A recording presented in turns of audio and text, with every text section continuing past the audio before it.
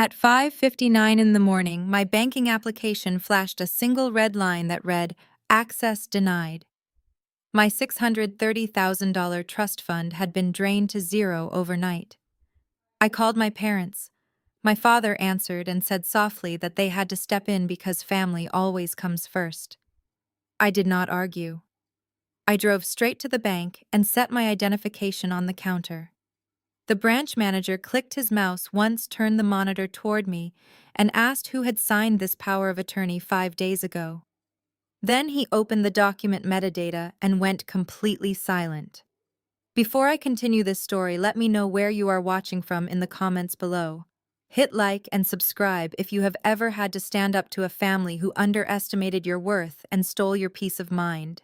My name is Melanie, and at 33 years old, I work as a senior forensic accountant and certified fraud examiner in downtown Chicago.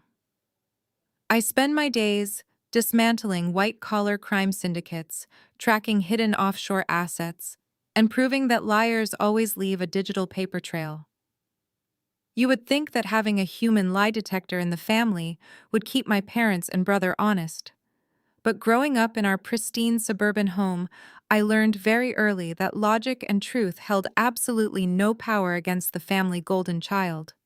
My older brother Brandon is 36 years old and has spent his entire adult life bouncing from one failed business venture to the next.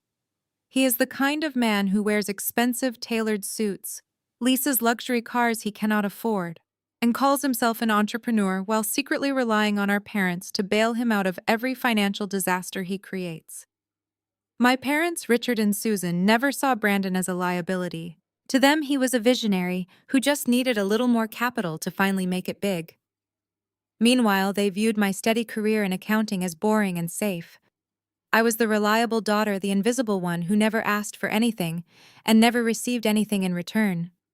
The only person in the family who truly saw me was my late Aunt Helen. She was a brilliant, independent woman who built a fortune in commercial real estate. When she passed away 2 years ago, she left me a trust fund worth exactly $630,000.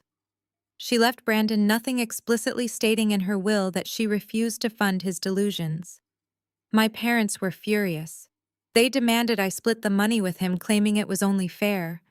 I refused and secured the funds in a high-yield account, setting clear boundaries that my inheritance was not up for discussion. For 2 years, things were tense but stable. I focused on my career, moving up the ranks at my firm, and building a life completely independent of their toxic financial enabling. Then came the Tuesday morning that shattered everything. I woke up early to prepare for a major client presentation. As I sat at my kitchen island drinking coffee, I opened my banking application on my phone to transfer funds for my monthly mortgage payment. The screen loaded, but the familiar interface was gone. Instead, a bold red banner stretched across the top of the screen, displaying the words, "Access denied, account frozen." I refreshed the application, thinking it was a simple network error. The screen reloaded, and my heart stopped. The balance on my trust account, the secure fund I had guarded so carefully, read $0.00. A massive wire transfer had cleared just hours before moving the entire $630,000 out of my account. I did not panic right away. In my line of work, you learn that panic is the enemy of strategy. Panic clouds judgment and allows criminals to slip through the cracks of a hasty response. I took a deep breath, forcing my heart rate to slow down. I assumed my identity had been stolen by a sophisticated cybercriminal. It happens all the time in modern banking, and I knew exactly how to track it. I immediately called my mother, hoping she could go to my apartment and secure my physical documents while I dealt with the bank. The phone rang 3 times before my father Richard answered. His voice was completely calm, eerily unbothered by my early morning call. "Dad," I said, trying to keep my voice steady. "Someone just drained my entire trust fund. I need to know if anyone has been near my mail or personal files at your house." There was a brief pause on the other end of the line. Then my father sighed, a heavy, condescending sound that made my blood run cold. "Melanie, calm down," he said smoothly. Nobody stole your money. We had to step in and take control of the situation. You were being completely selfish, and Brandon desperately needed liquidity for a massive new real estate venture. I felt the air leave my lungs. You took my money, I asked, my voice dropping to a whisper. It is just a bridge loan, my father replied, his tone shifting from calm to irritated. Your brother is on the verge of securing a huge portfolio, and his investors needed proof of capital. We could not let him lose this opportunity just because you want to sit on a pile of cash doing nothing. You are a family, and family takes care of each other. We will pay you back when the deal closes. Do not make a big deal out of this. Before I could say another word, he ended the call. I stood in my kitchen listening to the dial tone. They had not just crossed a boundary. They had committed a massive financial crime. But how? My accounts were locked behind multiple layers of security. My father was a retired sales manager, and my mother had not worked in 20 years. They did not have the technical skills to hack a bank. I did not waste time screaming or throwing things. Emotion would not get my money back. Action would. I put on my shoes, grabbed my car keys, and drove straight to my bank in the heart of downtown Chicago. The morning traffic was heavy with commuters drinking coffee and listening to the radio, completely unaware of the catastrophe unfolding in my life. But my mind was completely clear. I was no longer an emotional daughter dealing with her family. I was a certified fraud examiner investigating a major theft, and I was going to follow the money no matter where it led. I walked through the heavy glass doors of the bank the moment they opened to the public. I bypassed the line of customers waiting for the tellers and walked directly to the glass-enclosed office of David, the branch manager. David and I had a solid professional relationship. I had worked with him multiple times over the years to secure corporate accounts for my clients. I stepped into his office and placed my driver license heavily on his wooden desk. David looked up from his computer, his eyes widening when he saw my expression. Melanie, he said, standing up quickly. What is going on? Someone just wired $630,000 out of my locked trust account, David. I said, my voice dangerously quiet. And I need to know exactly how they bypassed my authorization. David suddenly looked terrified. He sat back down and rapidly typed on his keyboard. He pulled up my account profile and his face drained of color. He clicked his mouse, once turned his large monitor toward me, and pointed to a scanned document on the screen. Melanie, he said, his voice shaking. Someone submitted a full power of attorney 5 days ago. It granted total financial control to your mother, Susan. It had your signature and a certified notary stamp. I leaned over the desk, staring at the digital document. I did not cry or break down.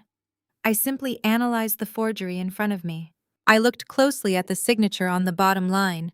It was my name, but the spacing and pressure points were completely wrong. David, I said, pointing at the screen. That is a digital copy and paste job. That signature is lifted directly from a digital Mother's Day card I sent to my parents last month. Look at the pixelation around the edges of the ink. It is a high-resolution screenshot dropped onto a legal document. David swallowed hard, his hands hovering over the keyboard. Your mother brought the paperwork in person last Thursday, he explained defensively. She was crying. She told us you had suffered a severe mental breakdown and had been unexpectedly hospitalized.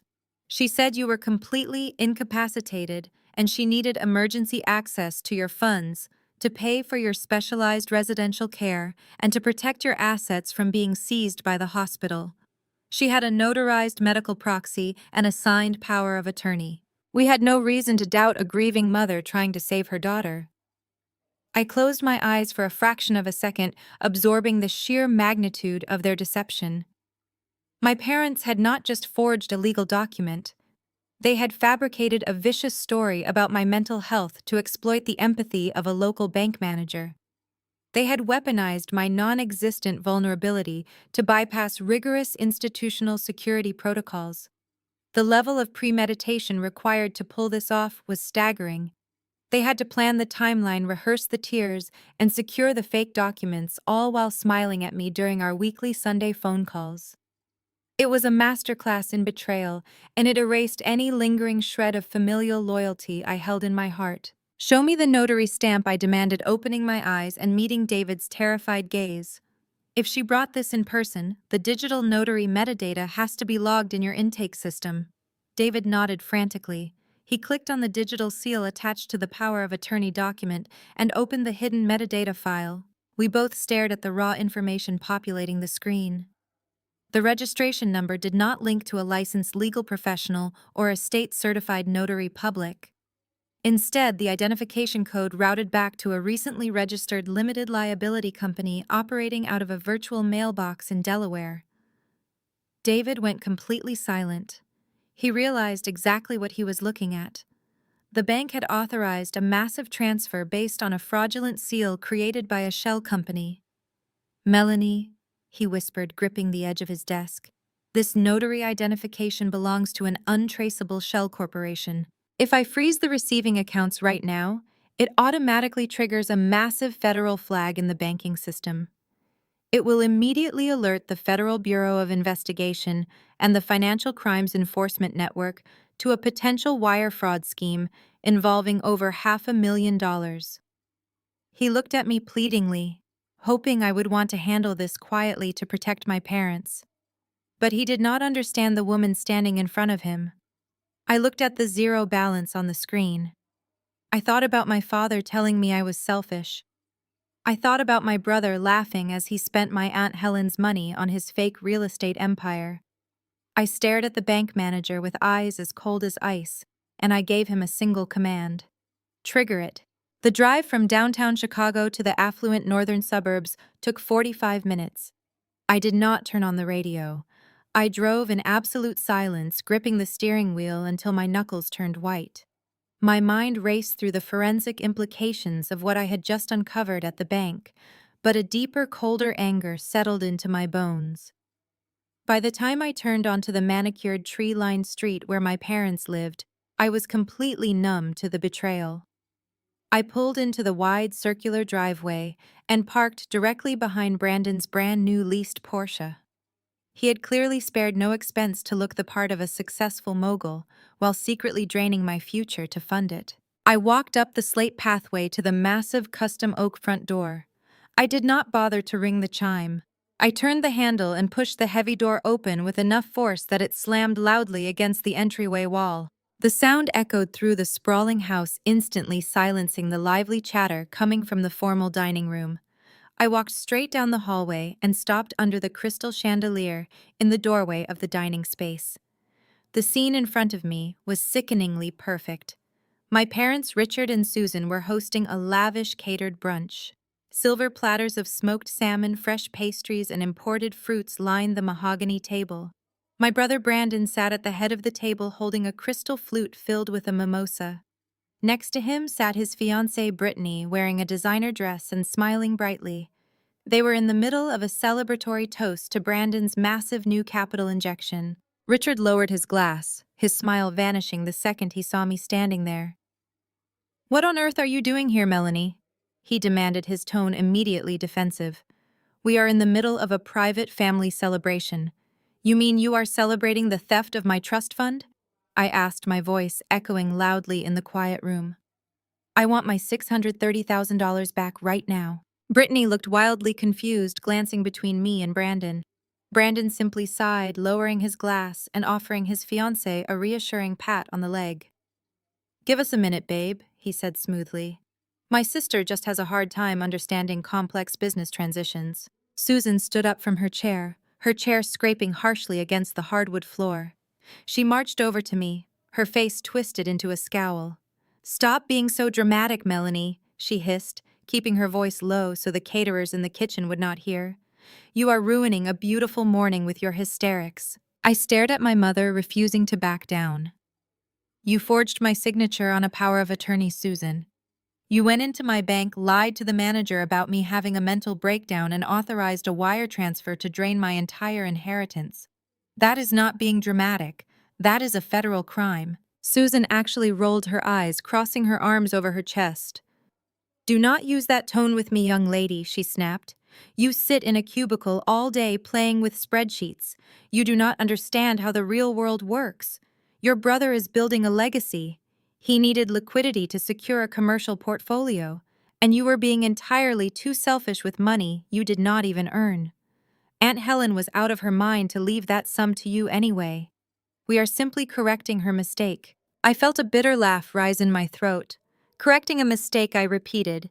You mean like the time you cashed out my entire college fund when I was 18 just to fund Brandon's first failed tech startup? Yes, exactly like that, Susan replied without a single ounce of shame.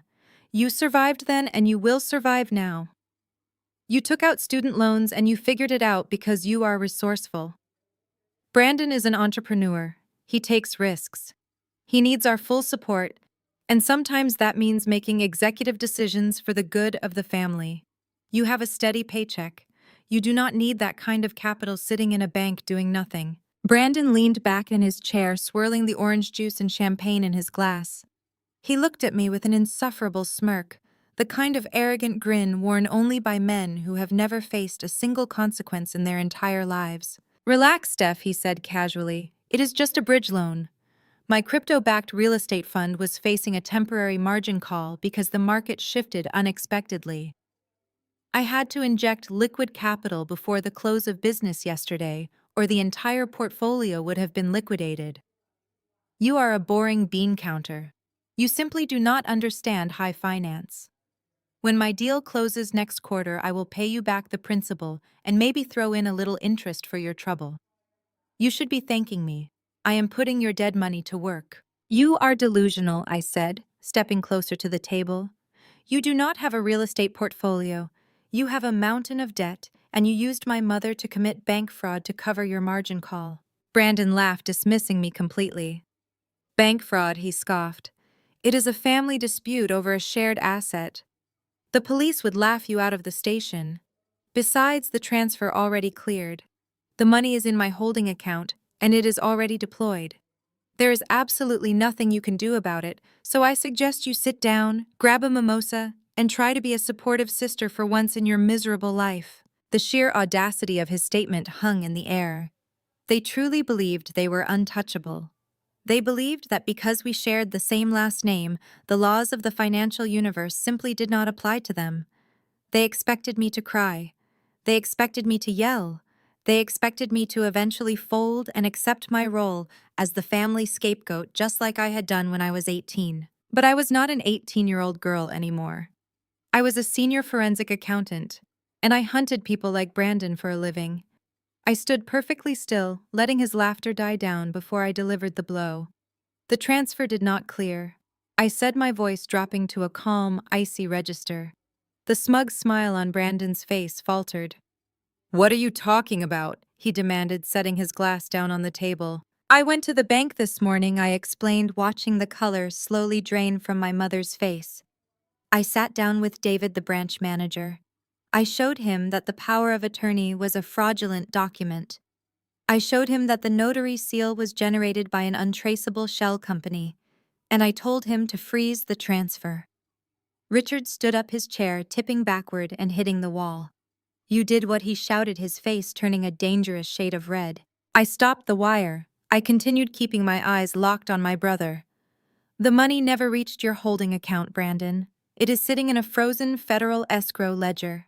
And because Susan used a fraudulent digital notary seal to attempt a wire transfer across state lines, David was legally obligated to trigger an automatic federal flag for wire fraud. The silence in the dining room was absolute. Brittany looked terrified, clutching her napkin to her chest. Susan grabbed the edge of the table, her knuckles turning white as she realized the gravity of what I was saying. Brandon looked like he was going to be sick. You reversed the transfer, Brandon whispered, his voice shaking with sudden panic. Melanie, you do not understand. If that money does not hit my account by noon today, I am completely ruined. They will take everything. I do not care, I said simply. Richard marched around the table, closing the distance between us until he was standing inches from my face. He pointed a thick, trembling finger at my chest, his eyes blazing with unrestrained fury. You listen to me right now. He snarled, his voice vibrating with rage. You are going to pull your phone out. You are going to call that bank manager, and you are going to validate that power of attorney. You will tell him you made a mistake and that you authorized the transfer. I will do no such thing, I replied, stepping into his space, refusing to be intimidated by his physical presence. You stole from me, and now you are going to face the reality of what you have done. Richard grabbed my upper arm, his grip bruising and painful. I said you will call them, he shouted, spittle flying from his lips. You think you are so smart with your little corporate job? You think you can destroy your brother's life over a misunderstanding? I know the senior partners at your accounting firm, Melanie. I play golf with the managing director every single month. If you do not call the bank right now and fix this, I will ruin your career. I will tell them you are unstable. I will tell them you steal from your own family. I will make sure you lose your license and never work in this city again. Do you understand me? I yanked my arm out of his grasp, straightening my jacket. Do your worst, Richard, I said, using his first name to sever whatever parental tie remained between us. You cannot threaten someone who already knows exactly how to destroy you. I turned on my heel and walked out of the dining room, leaving my family standing in the wreckage of their ruined celebration. I walked out the front door down the slate pathway and got into my car. My heart was pounding against my ribs, but my mind remained remarkably clear. I started the engine and pulled out of the driveway, leaving Brandon's leased Porsche behind. As I merged onto the main road heading back toward the city, my phone began to vibrate violently in my purse. I assumed it was my mother calling to beg, or my father calling to deliver more threats. But when I glanced down at the screen, the caller identification made my blood run completely cold. It was the managing partner of my accounting firm. I took a deep breath and answered the call, putting it on speaker. Melanie, the managing partner, said, his voice completely devoid of its usual warmth. We need you in the office immediately. We just received a very disturbing phone call regarding your professional ethics, and we are initiating an emergency review. Get here now. The line went dead. My father had not been bluffing. He had pulled the trigger the moment I walked out the door, and the real war had just begun. The drive to the downtown office the next morning felt like moving through thick, liquid concrete. I had barely slept. Every time I closed my eyes, I saw my father's furious red face and heard his threat ringing in my ears. I knew he was a vindictive man who demanded absolute loyalty, but a part of me still believed there was a line even he would not cross.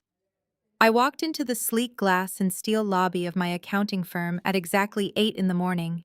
Normally, this building was my sanctuary. I thrived in the predictable logic of numbers and the undeniable truth of forensic data. Here I was not the invisible daughter. I was a highly respected investigator. But today the air felt completely different. The receptionist did not offer her usual warm greeting. She looked away quickly, pretending to be deeply absorbed in her computer monitor. Before I could even reach my desk, my division supervisor intercepted me. He did not smile. He simply pointed toward the glass-walled office at the far end of the floor. The managing partner was waiting for me. I walked down the long, brightly lit corridor, feeling the eyes of my colleagues burning into my back. When I stepped into the office, the managing partner, Arthur, was sitting rigid behind his massive mahogany desk. He looked deeply uncomfortable. Arthur was a man who valued integrity above all else, and he had always been my strongest advocate at the firm, but today his posture was defensive.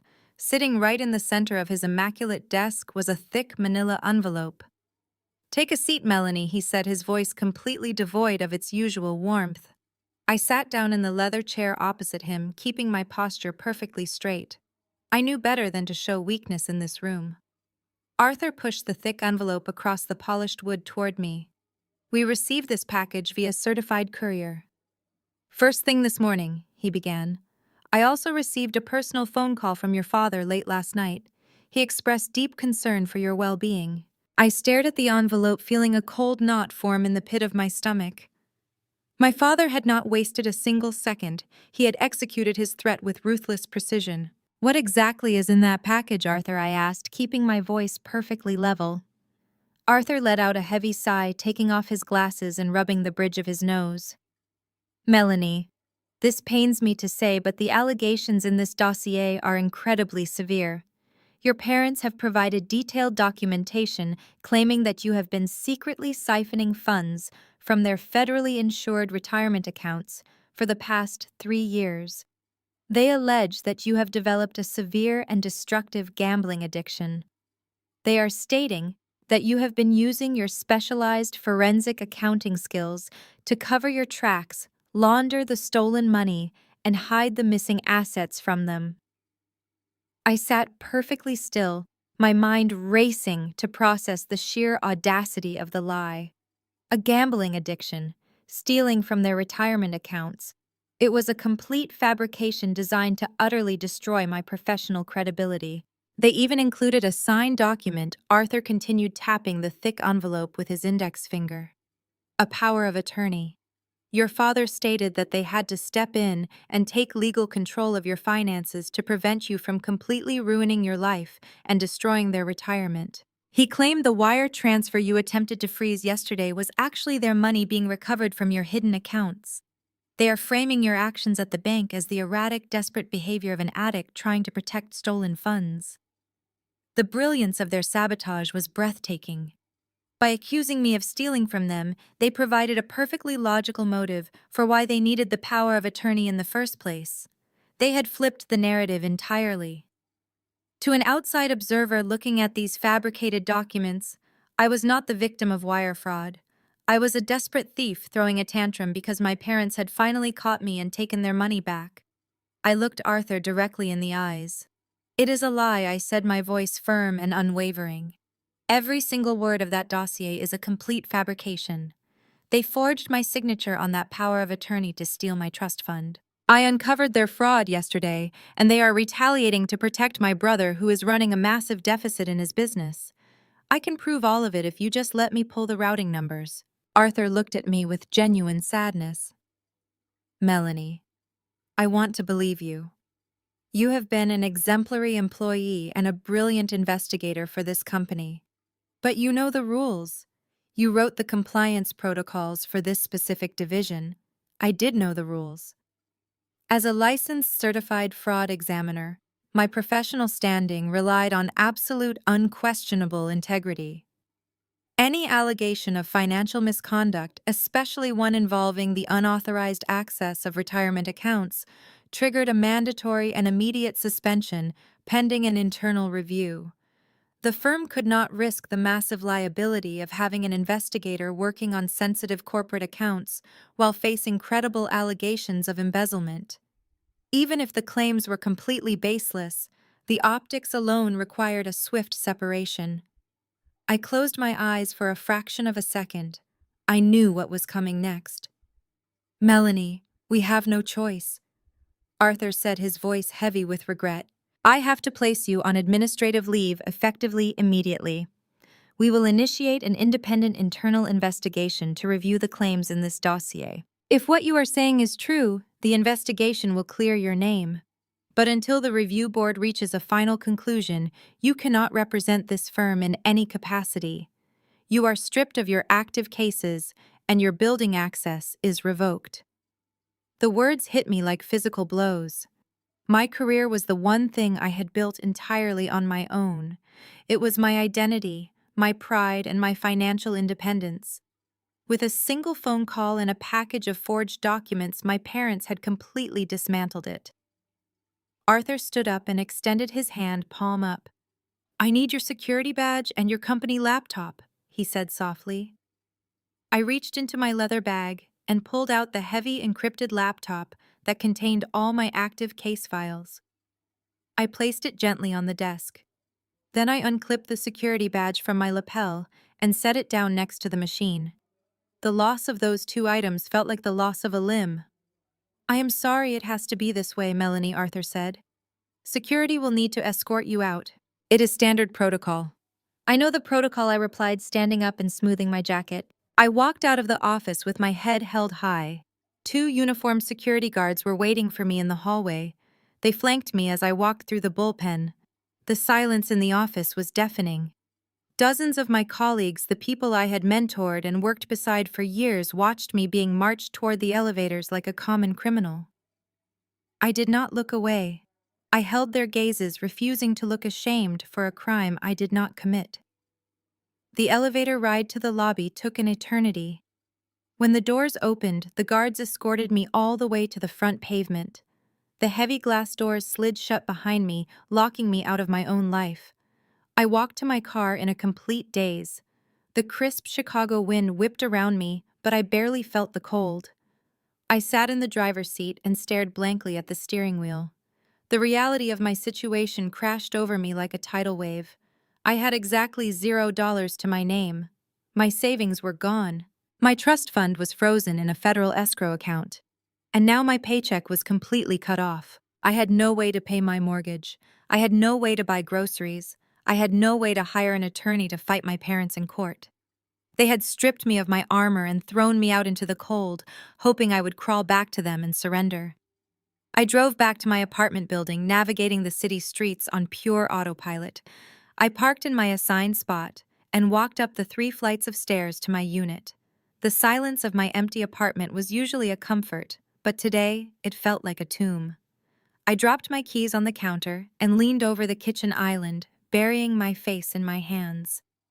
For the first time since this nightmare began, a single tear escaped and rolled down my cheek. They had won. They had effectively neutralized the only threat to their golden child. Just as I let the despair begin to take hold, a sharp, loud knock sounded at my front door.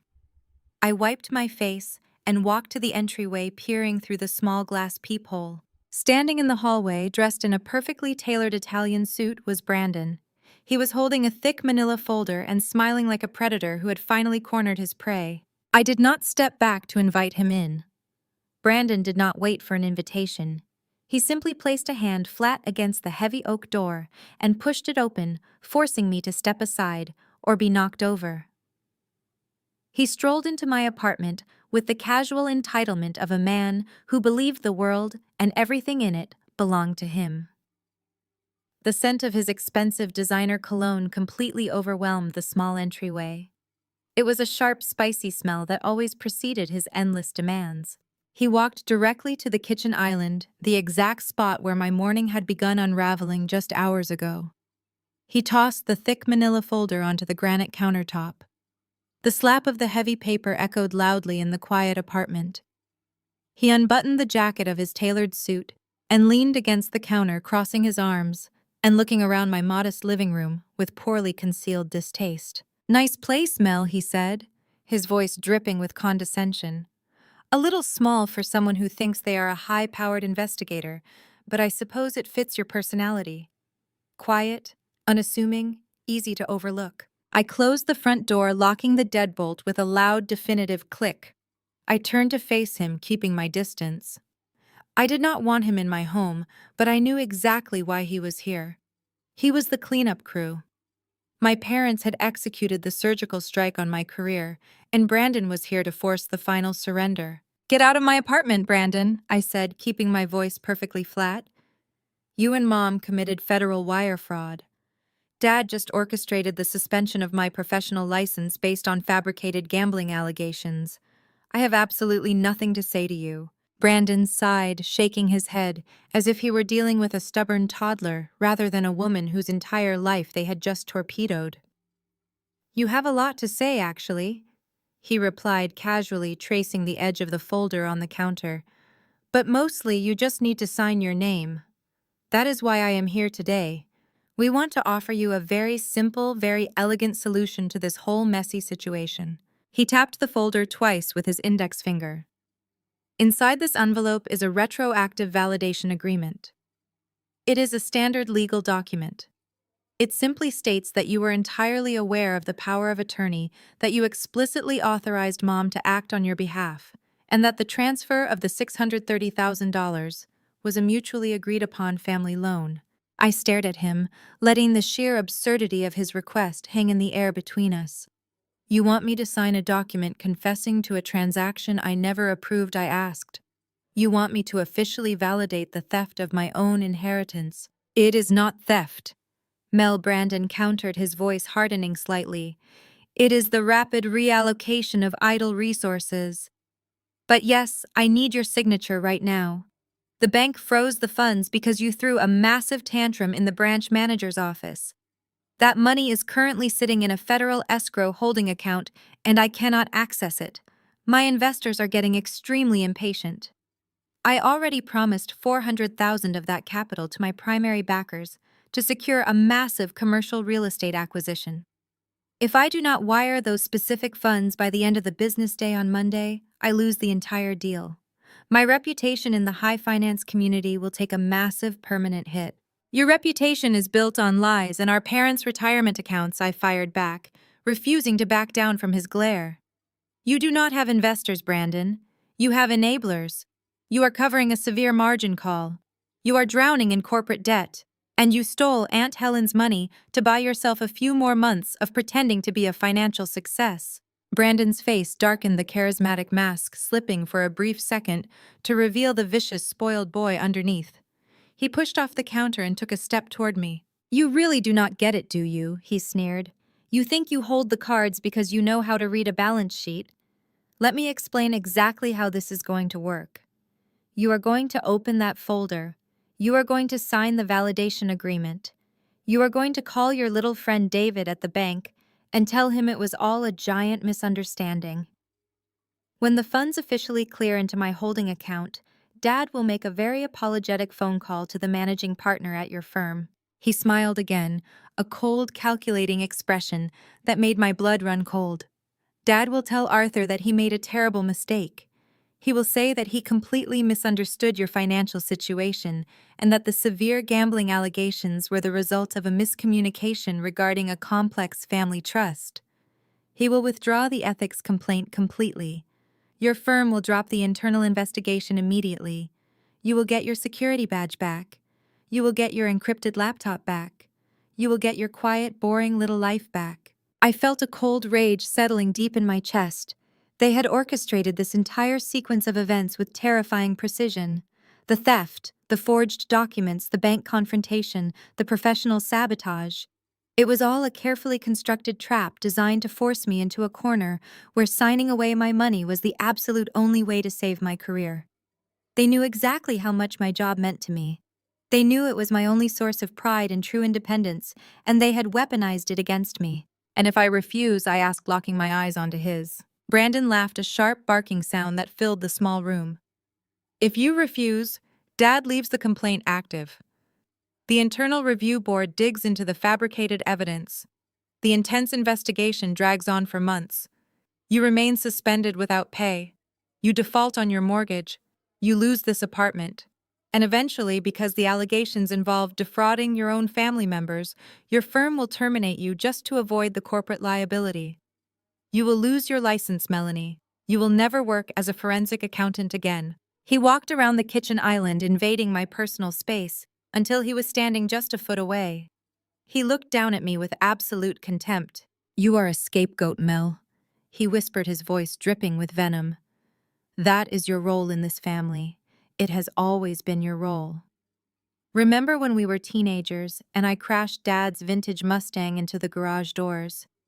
Mom made you take the blame because a reckless driving charge would have ruined my chances at a sports scholarship. You took the grounding. You took the screaming. You took the punishment so I could succeed. Remember when I needed capital for my first tech startup and Dad cashed out your entire college tuition fund without asking?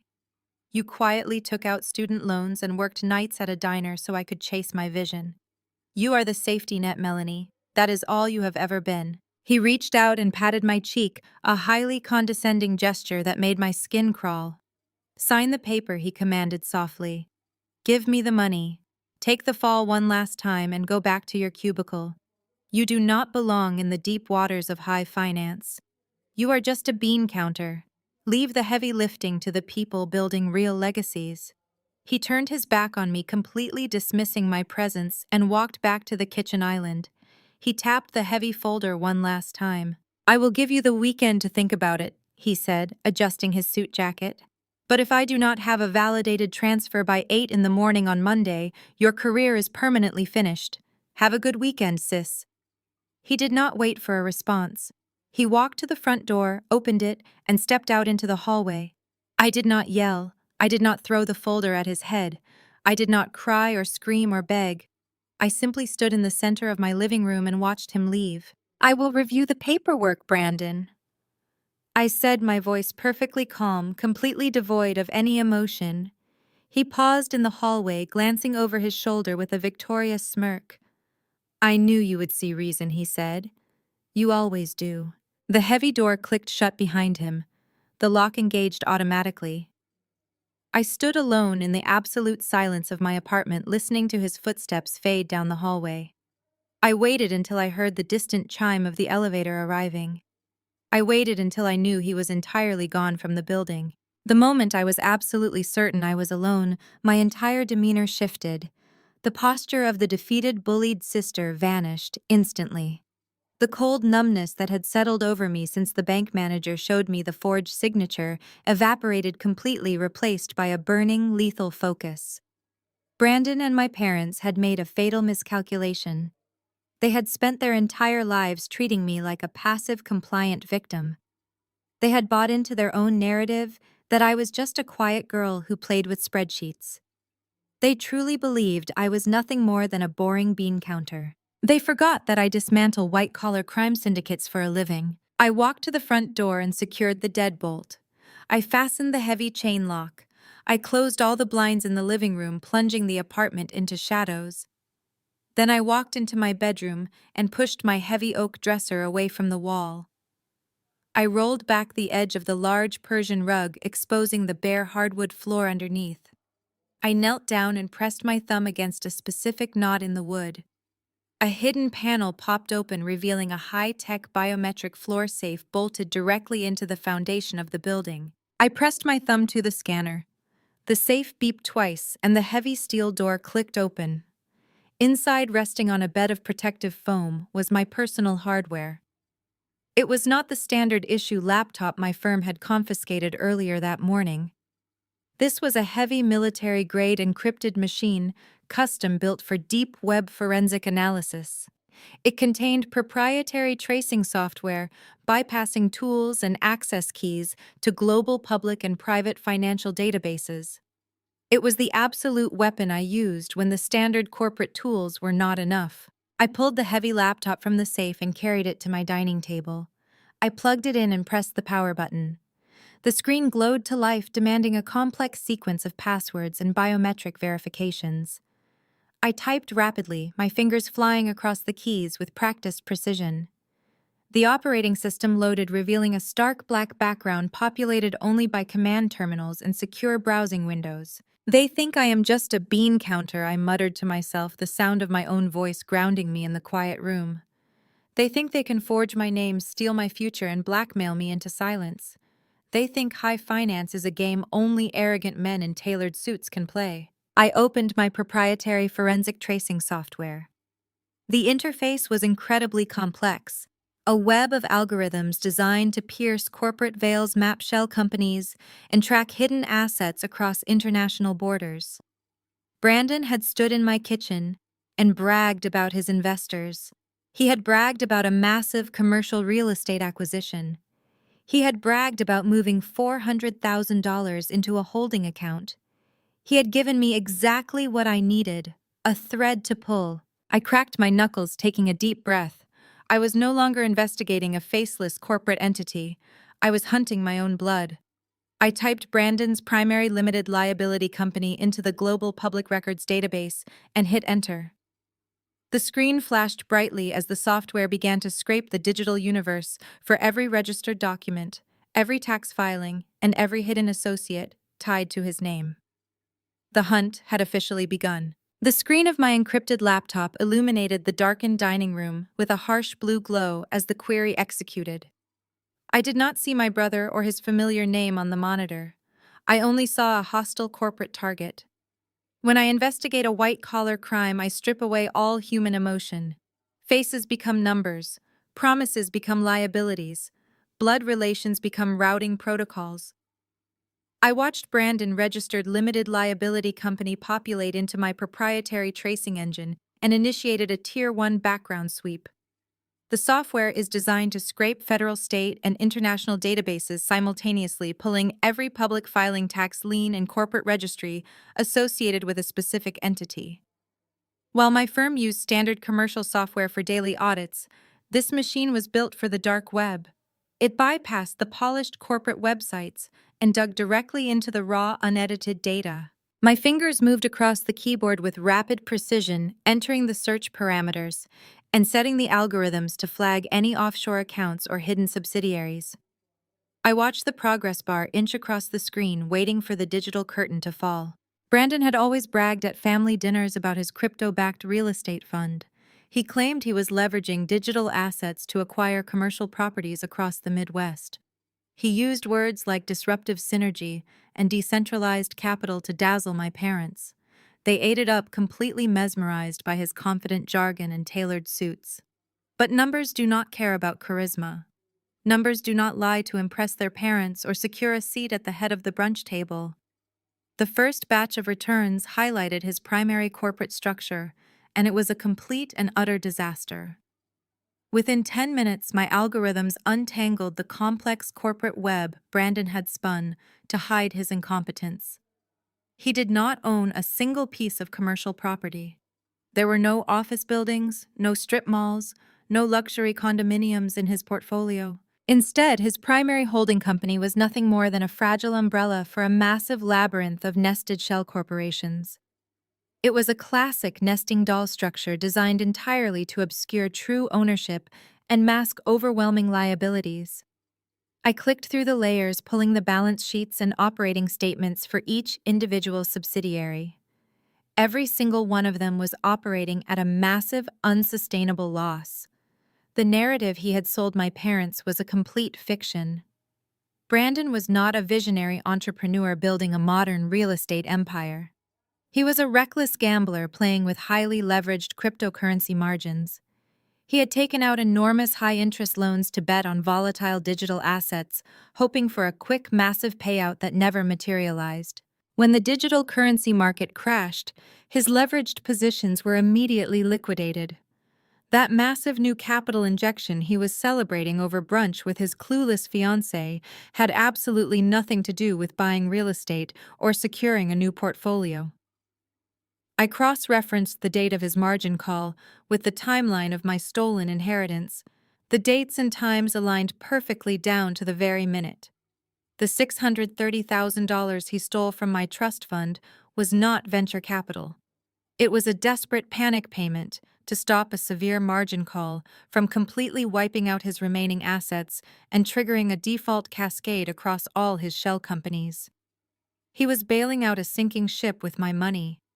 He had stolen my future simply to buy himself a few more months of pretending to be a successful businessman. I sat back in my chair, letting the sheer magnitude of his financial incompetence wash over me. But the tracing software was not finished with its work. It began mapping the historical inflow of cash to his various failing shell companies over the last 10 years. I needed to see exactly how he had managed to keep this charade running for so long without completely going bankrupt. The answer appeared in a long column of recurring wire transfers originating from a joint checking account at a local credit union. I recognized the routing number instantly. It belonged to my parents. I pulled the transaction notes attached to those historical transfers, and they painted a sickening picture of relentless financial enabling that spanned over a decade. For 10 long years, Richard and Susan had been quietly funding Brandon's fake lavish lifestyle. They paid for his leased luxury cars. They covered the exorbitant rent on his upscale downtown apartment. They even funded his extravagant vacations with Brittany, passing them off as vital business trips to their friends. I dug deeper, pulling my parents' public property records and financial disclosures. The pristine, suburban home I grew up in, the house they used as a symbol of their enduring success and upper middle-class status, carried 3 massive secondary mortgages. They had systematically drained every ounce of equity from their own property to keep Brandon afloat. They were practically bankrupt themselves, trading their financial security to maintain the illusion of their golden child. The contrast was a physical blow to my chest, making it difficult to breathe in the quiet apartment. While they were secretly mortgaging their retirement to buy my brother designer suits and fund his fake investments, they had forced me to pay for my own life since the day I turned 18. They told me I needed to learn the harsh value of $1. They made me take out crushing student loans because they claimed they simply could not afford to help me pay for college. I had worked nights and weekends for years, eating cheap meals and skipping social events just to survive. I had built my career through sheer force of will while they were quietly handing Brandon hundreds of thousands of dollars in secret bailouts. They did not just favor him over me. They actively sacrificed my future, my comfort, and my financial stability to subsidize his endless lies. Every single line of data on my monitor felt like a fresh, deliberate betrayal.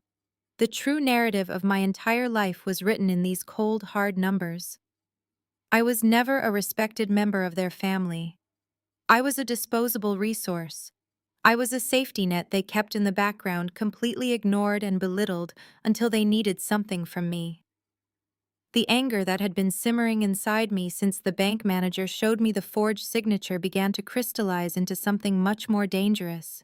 It was no longer just about getting my trust fund back. It was about dismantling the entire fraudulent empire they had built together. I turned my attention back to the current crisis, demanding immediate action. The $630,000 was currently frozen in a federal escrow account, thanks to my quick intervention, but I needed absolute proof of exactly how the forgery was executed. Brandon was arrogant and entitled, but he was also fundamentally lazy. He always took shortcuts, and he always left a digital trail. I opened a new terminal window on my encrypted machine and loaded a highly specialized digital forensics tool. Earlier that morning, I had forced David, the branch manager, to print a hard copy of the fraudulent power of attorney and email me the raw digital file directly from the bank's secure server. I connected to my secure offshore email server and downloaded the attachment containing the forged document. The paperwork looked incredibly official on the surface, but digital files contain deep layers of hidden information that the average person never even considers. I isolated the embedded metadata attached to the electronic signature and the fake notary seal. The document had been routed through a commercial electronic signature platform before being printed and submitted to the bank. Brandon had incorrectly assumed that using a legitimate digital service would mask his tracks, but he clearly did not understand how fundamental internet protocols function. Every single action taken on that platform generated a permanent digital footprint. I ran a complex trace on the session history, isolating the exact moment the forged power of attorney was created, electronically signed, and submitted for processing. The software easily pulled the unique Internet Protocol address of the specific device used to execute the fraud. I fully expected the address to trace back to Brandon's downtown apartment, or perhaps the expensive coffee shop where he spent his days pretending to work on his laptop.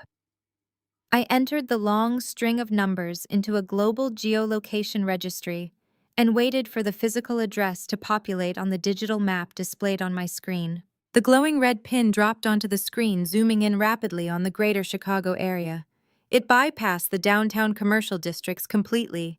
It skipped over the trendy neighborhoods where Brandon lived. The pin landed squarely on a quiet, familiar, tree-lined street in a wealthy residential neighborhood in the northern suburbs. I stared at the exact street address displayed in bright text on my monitor, my breath catching sharply in my throat. It was not Brandon apartment. It was the exact street address of my parents' home. The origin point of the crime was the house I grew up in. I ran the trace 2 more times, running the numbers through different verification servers, convinced there must be an error in the routing data. Both times, the result was absolutely identical. The digital footprint for the forged document led directly to the secure wireless network located inside my parents' house. Brandon had not acted alone in a moment of desperate panic. He had not stolen my signature and tricked my parents into going to the bank to submit the paperwork. The data on my screen provided undeniable proof that Richard and Susan were not just passive enablers trying to clean up their son's financial mess. The data proved they were the primary architects of the crime against me.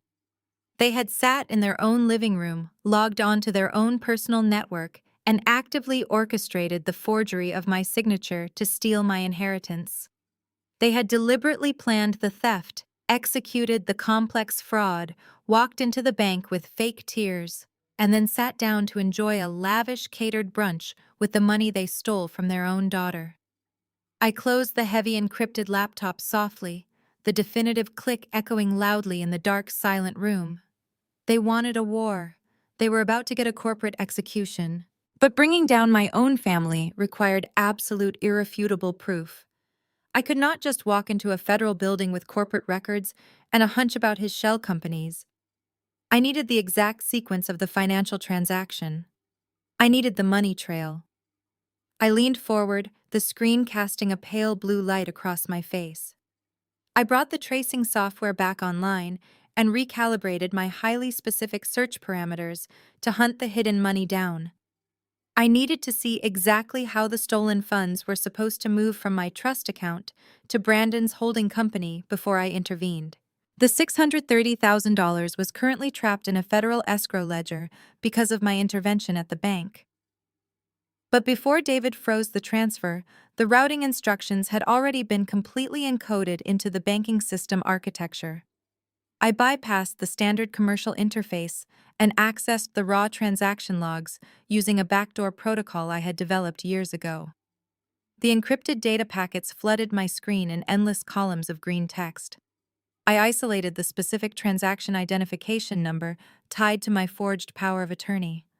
I expected to see a direct line to his main shell company. That would have been the absolute simplest way to steal the money. But as the routing nodes decoded on my monitor, I realized my family had done something far more complicated and infinitely more dangerous. The primary transfer did not point to Brandon's holding company. The destination routing number belonged to an entirely different financial institution. I ran a reverse lookup on the receiving account. The results made my blood run completely cold for the second time that night. The account belonged to Richard and Susan. It was their primary joint retirement account with the local federal credit union branch. It was the very same federally insured account they had just accused me of draining to fund a fictional gambling addiction. I stared at the screen, analyzing the complex transaction matrix they had constructed. They were not just stealing my money to hand it directly to their golden child. They were funneling the stolen $630,000 into their own legitimate retirement portfolio first. I pulled the secondary routing instructions attached to their account. Once my money landed in their retirement fund, it was programmed to be immediately broken down into 42 entirely separate secure digital transactions. Each of these smaller amounts was designed to be wired to a different subsidiary shell company controlled by Brandon. From those subsidiaries, the money would be pooled back together and transferred into the crypto-backed fund to satisfy his catastrophic margin call. It was a classic layering technique. They were intentionally bouncing the stolen funds through a legitimate, federally insured account to obscure the original source of the money before it reached its final destination. They were washing the cash. The sheer scale of their criminality hit me with the force of a massive, brutal physical blow here right now. This was no longer just a messy civil dispute over a forged family document. By deliberately running stolen money through a federally insured retirement account to clean it, my parents had crossed a massive legal threshold. They had committed federal money laundering. They had committed wire fraud across state lines. They had engaged in conspiracy to commit financial institution fraud. These were not minor infractions. These were severe federal felonies that carried mandatory minimum prison sentences. My parents, the respectable suburban couple who hosted lavish brunches and bragged about their status, had transformed themselves into a ruthless criminal syndicate today. I leaned back in my chair, the leather creaking loudly in the quiet apartment. The psychological weight of this discovery was far heavier than the legal implications. I had spent my entire life trying to understand my place in this family. I had rationalized their favoritism. I had made excuses for their constant dismissals. I had told myself that they were simply traditional parents who naturally gravitated toward their charismatic son. But this was not favoritism. This was a fanatical, dangerous obsession. They knew exactly what they were doing. They knew the strict federal corporate banking laws regarding money laundering. They knew the potential consequences of moving stolen funds across state lines. They were completely willing to risk spending the rest of their lives in a federal penitentiary just to ensure Brandon did not have to face the humiliation of a margin call. And what about me? They had fabricated a devastating lie about a gambling addiction. They had knowingly triggered an internal investigation that would destroy my professional reputation. They had stripped me of my license, my income, and my dignity. They viewed my total financial and professional ruin as perfectly acceptable necessary collateral damage for him right now. I was nothing to them. I was a sacrifice they were eager to make on the altar of Brandon's fragile ego. The last remaining shred of daughterly affection I held for Richard and Susan withered and died in that moment. I felt a profound, icy detachment wash over me. They were no longer my parents. They were perpetrators, and I was the investigator assigned to tear them apart. I turned my focus back to the monitor. The transaction logs had revealed the depth of my parents' complicity, but I still needed to understand the exact nature of his true desperation. Why was he moving so recklessly right now? A margin call of this magnitude usually involved institutional lenders, but the frantic layered routing of the stolen money suggested something far more sinister. I initiated a deep sweep of the holding company designated to receive the washed funds. I bypassed the domestic firewalls and traced the corporate registration through a series of offshore proxies. The digital breadcrumbs led me away from traditional banking institutions and into the murky, unregulated waters of private equity lending. Brandon had not borrowed money from a bank to fund his crypto-backed fraudulent real estate ventures. He had borrowed capital from a private syndicate known for charging exorbitant interest rates and enforcing repayment with ruthless efficiency. I pulled the master ledger for his primary shell company. The numbers painted a terrifying picture. He did not just owe $630,000, he owed nearly $3 million to this offshore syndicate, and his portfolio had completely collapsed. The margin call was not a polite request from a corporate broker. It was a final demand from dangerous people who did not accept failure. I kept digging, executing a recursive search on the syndicate's secure communication servers.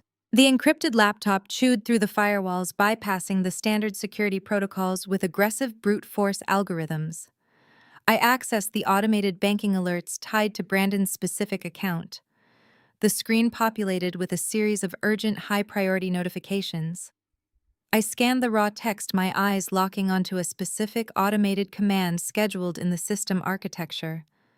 My heart began to pound, a steady, relentless rhythm against my ribs. Brandon had not just planned to steal the $630,000 currently frozen in escrow. He had set up a secondary automated sweep protocol for my remaining financial assets. The remainder of my trust fund, an additional $400,000, was scheduled to be automatically pulled from my account and wired directly to the offshore syndicate. The automated alert was clear. The private investors were angry. They were demanding the immediate liquidation of all available assets to cover the massive deficit. The secondary wire transfer was programmed to bypass standard banking hours and execute automatically on Friday night exactly at midnight. The realization struck me like a bolt of lightning. Brandon had pushed his way into my apartment and demanded I validate the frozen transfer by Monday morning. He was trying to keep me distracted with the threat to my career, while the automated sweep quietly drained the rest of my inheritance. He knew the escrow freeze would trigger extra scrutiny, but he was gambling that the secondary automated transfer would slip through the cracks on a Friday night when the bank compliance officers were off duty. I checked the clock in the corner of my screen. It was late Thursday evening. I had exactly 24 hours before the automated offshore wire transfer cleared. Once that money moved into the syndicate's international accounts, it vanished forever entirely. It would be completely untraceable and unrecoverable. I would lose everything and Brandon would use the washed funds to pacify his dangerous investors, leaving me to face the internal investigation and the fabricated gambling charges entirely alone. The clock was ticking, and the margin for error had just vanished completely. I did not feel fear. I felt a dangerous, exhilarating clarity. My family had spent my entire life underestimating my intelligence and dismissing my capabilities. They had built a fraudulent empire on a foundation of arrogance and greed. They had absolutely no idea that they had just handed me everything. I did not pause to celebrate the discovery. Time was a luxury I simply did not possess. I opened a new terminal window on my encrypted laptop and pivoted my search parameters. I needed to see the absolute core of my brother's operation. If Brandon was facing a $3 million deficit with private offshore lenders, I needed to know exactly what collateral he had offered them to secure that kind of capital in the first place. He had spent the last 4 years bragging to our parents about his massive commercial real estate acquisitions across the Midwest. He claimed his crypto-backed fund owned shopping centers in Ohio, office parks in Indiana, and luxury condominium developments in Illinois. I routed my search through the municipal property tax databases for all 3 states. I ran queries using his name, his social security number, and the tax identification numbers of every single subsidiary shell company I had mapped earlier that evening. The search took less than 2 minutes. The results returned a stark, undeniable 0. There were no deeds, there were no commercial property titles, there were no tax records indicating ownership of any physical asset whatsoever. Brandon did not own a single square inch of real estate. His entire corporate portfolio was completely empty. I stared at the blinking cursor on my screen as the true nature of his business model clicked into place. If there were no physical properties generating revenue, then the consistent monthly returns he was showing his backers were completely fabricated. I ran a secondary algorithm to map the cash flow between his investors. The pattern that emerged was a textbook forensic nightmare. When a new investor wired capital into the fund, Brandon was not using it to purchase real estate or cryptocurrency. He was immediately siphoning a portion of that new money to pay the guaranteed monthly returns to his earlier investors. He was running a Ponzi scheme. It was a classic house of cards built on arrogant delusion.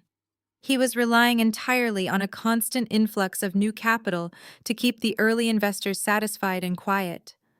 But the moment the cryptocurrency market experienced a severe downturn, his influx of new victims completely dried up.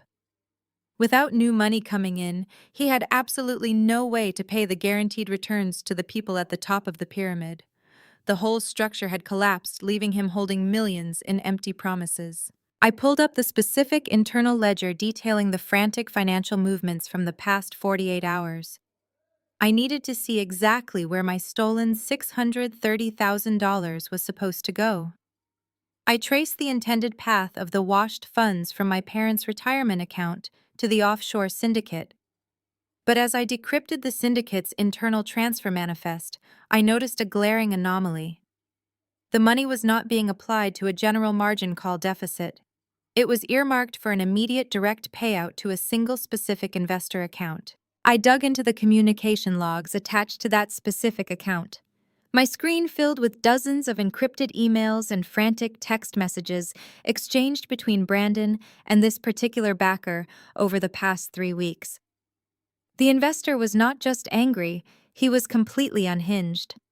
The messages escalated from polite inquiries about delayed payments to aggressive demands for a full return of capital. The final message, sent just hours before my mother walked into the bank with the forged power of attorney, was a direct, explicit threat. The investor stated that if a wire transfer for $630,000 did not clear his account by the end of the week, he was walking straight into a federal field office with all of Brandon's promotional materials and investment contracts. That was the catalyst for the entire disaster. Brandon was not trying to save a lucrative commercial real estate deal. He was trying to buy the silence of a volatile investor who was seconds away from exposing his entire Ponzi scheme to the authorities. My brother had panicked. He had run to our parents crying about a temporary liquidity crisis, and they had chosen to sacrifice my entire future to cover his tracks.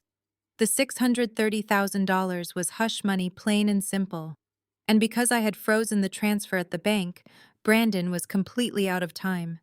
That was why he had pushed his way into my apartment and tried to extort me with the professional sabotage.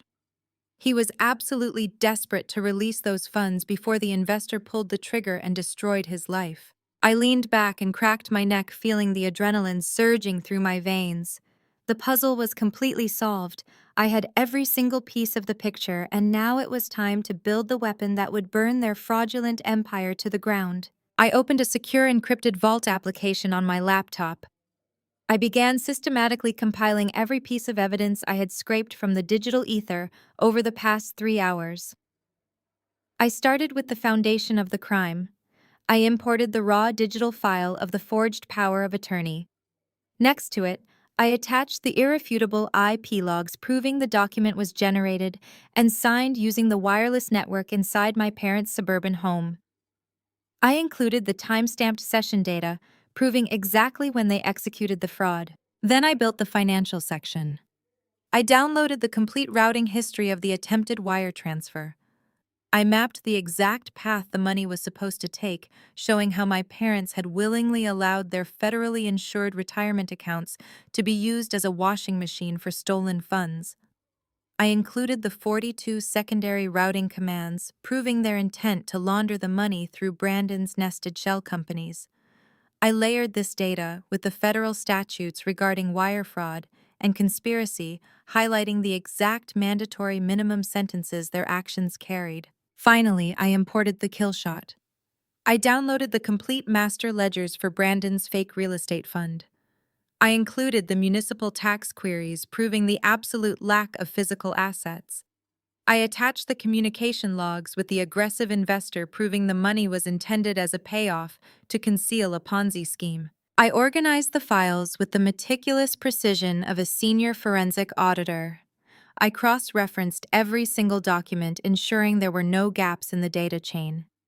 When the dossier was completely assembled, it was a masterpiece of investigative destruction. It was an airtight, bulletproof roadmap to a federal indictment. I wrapped the entire folder in a military-grade cryptographic seal, locking it behind a 24-character randomized password. I created 3 separate encrypted backups, uploading them to secure cloud servers, scattered across different global jurisdictions. If my parents or Brandon somehow managed to seize my physical machine, the evidence would still survive. The trap was fully armed and ready to be sprung. I sat in the dark, staring at the locked dossier icon resting on my desktop. I had exactly what I needed to destroy them all and clear my name with my accounting firm. But there was one final loose thread bothering me. The secondary automated sweep was still scheduled to drain the remaining $400,000 of my trust fund on Friday at midnight. I needed to know exactly who was sitting on the receiving end of that automated transfer. I opened a direct connection to the Federal Investigative Database using my active Certified Fraud Examiner credentials. My firm had suspended me, but they had not yet revoked my federal access tokens. I ran a comprehensive background check on the name and corporate entity associated with the angry investor Brandon was so desperate to pay off. The search took longer than usual, the database churning through layers of classified federal watch lists. When the results finally populated across my screen, my blood ran completely cold for the 3rd time that night. The angry investor was not just a wealthy individual who had fallen for a Ponzi scheme. The name attached to the offshore account belonged to a known financial operative who was currently under heavy active surveillance by the Securities and Exchange Commission. He was the primary target of a massive ongoing federal investigation into international securities fraud and illegal market manipulation. I stared at the red alert banners flashing across my monitor. Brandon had not just stolen from his sister and defrauded his parents. By tying his fake real estate fund to this specific investor and attempting to wire hundreds of thousands of dollars into an offshore account actively monitored by the SEC, he had unwittingly dragged my entire family directly into the crosshairs of the federal government. If that automated sweep executed on Friday night, the SEC would instantly flag the transaction. They would trace the money back to my trust fund. They would trace the previous transfer attempts back to my parents' retirement accounts. My entire family would be swept up in a massive federal racketeering indictment. I looked at the digital clock in the corner of my screen. It was 2 in the morning. The automated wire transfer was scheduled to execute in exactly 22 hours. The clock was ticking down to absolute mutual destruction, and I was the only person in the world holding the key to stop it. The choice was no longer just about vengeance or clearing my name. It was about whether I would let them all burn in federal prison. The harsh glow of the diner's neon sign spilled across the wet asphalt as I waited in my car. It was 3 in the morning, and the rain had just begun to fall, washing the quiet suburban streets in a slick layer of black. I watched the entrance of the 24-hour diner until headlights swept across the parking lot. A silver sedan pulled into a space 2 spots down from mine. David stepped out, pulling his trench coat tight against the biting wind. He looked entirely different from the polished, confident branch manager I had confronted just a day ago. His shoulders were hunched, and he kept glancing nervously over his shoulder as he hurried toward the diner entrance. I waited exactly 2 minutes before stepping out into the cold rain and following him inside. The diner was nearly empty save for a tired waitress wiping down the counter and an elderly truck driver hunched over a cup of coffee. I spotted David sitting in a back booth furthest from the windows. He had not ordered anything. His hands were clasped tightly together on the cracked Formica table. I slid into the vinyl seat across from him, placing my heavy ceramic coffee mug down with a deliberate thud. He flinched at the sound. I did not offer a greeting. I simply reached into my coat pocket and retrieved the encrypted black titanium flash drive, placing it exactly in the center of the table between us. "I told you I would find the money trail, David," I said, keeping my voice low and perfectly level. "I told you this was not a simple family dispute, and I warned you that your bank was being used to facilitate a major financial crime." David stared at the small black drive as if it were a live explosive. He ran a trembling hand through his thinning hair. "Melanie, you have to understand my position. Richard and Susan have been premium clients at our branch for over 15 years. I could not just accuse them of forgery without absolute concrete proof. They threatened to move their entire portfolio. I was following standard banking procedures for disputed family trusts." I silenced his frantic excuses with a single raised hand. "Standard banking procedures do not apply to federal wire fraud, David." I reached into my bag and pulled out a slim, secure tablet. I powered it on and entered my biometric clearance. I turned the screen toward him. "You are not dealing with a misunderstanding. You are dealing with a highly coordinated interstate money laundering operation, and your branch is the primary staging ground." I tapped the screen, opening the first file in the encrypted dossier. "These are the certified Internet Protocol logs associated with the forged power of attorney used to freeze my trust fund." David leaned in, squinting at the dense columns of routing data. He swallowed hard. "What am I looking at, Melanie?" "You are looking at the exact physical origin point of the forgery," I explained, watching the color begin to drain from his cheeks. "Brandon did not hack my account from a coffee shop. Richard and Susan executed the fraudulent electronic signature using their own secure home network. They planned the theft and submitted the fake documentation directly to your secure server, but that is only the beginning of your liability." I swiped to the next document, displaying the complex transaction matrix I had mapped earlier that night. I walked him through the forensic evidence with methodical precision. I showed him how the $630,000 was programmed to be routed through my parents' federally insured retirement account. I explained the 42 secondary nesting transactions designed to wash the stolen funds before wiring them to Brandon's offshore holding company. "As a licensed federal bank manager, you know exactly what this structure represents," I said, tapping the screen for emphasis. "This is textbook layering.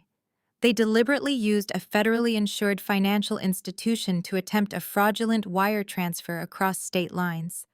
They weaponized your bank to clean stolen money." David was breathing heavily now, his eyes darting frantically across the digital ledgers.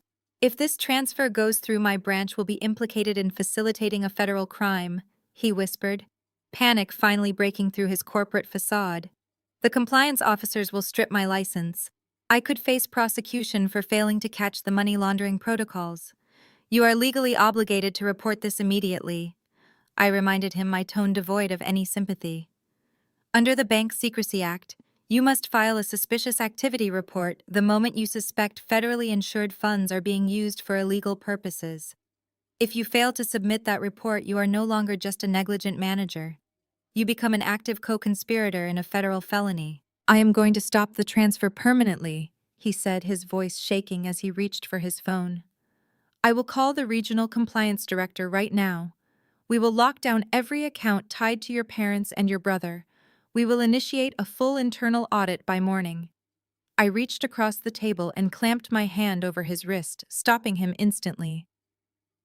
You are not going to do anything until I show you exactly what is waiting on the other side of this wire transfer, I warned him.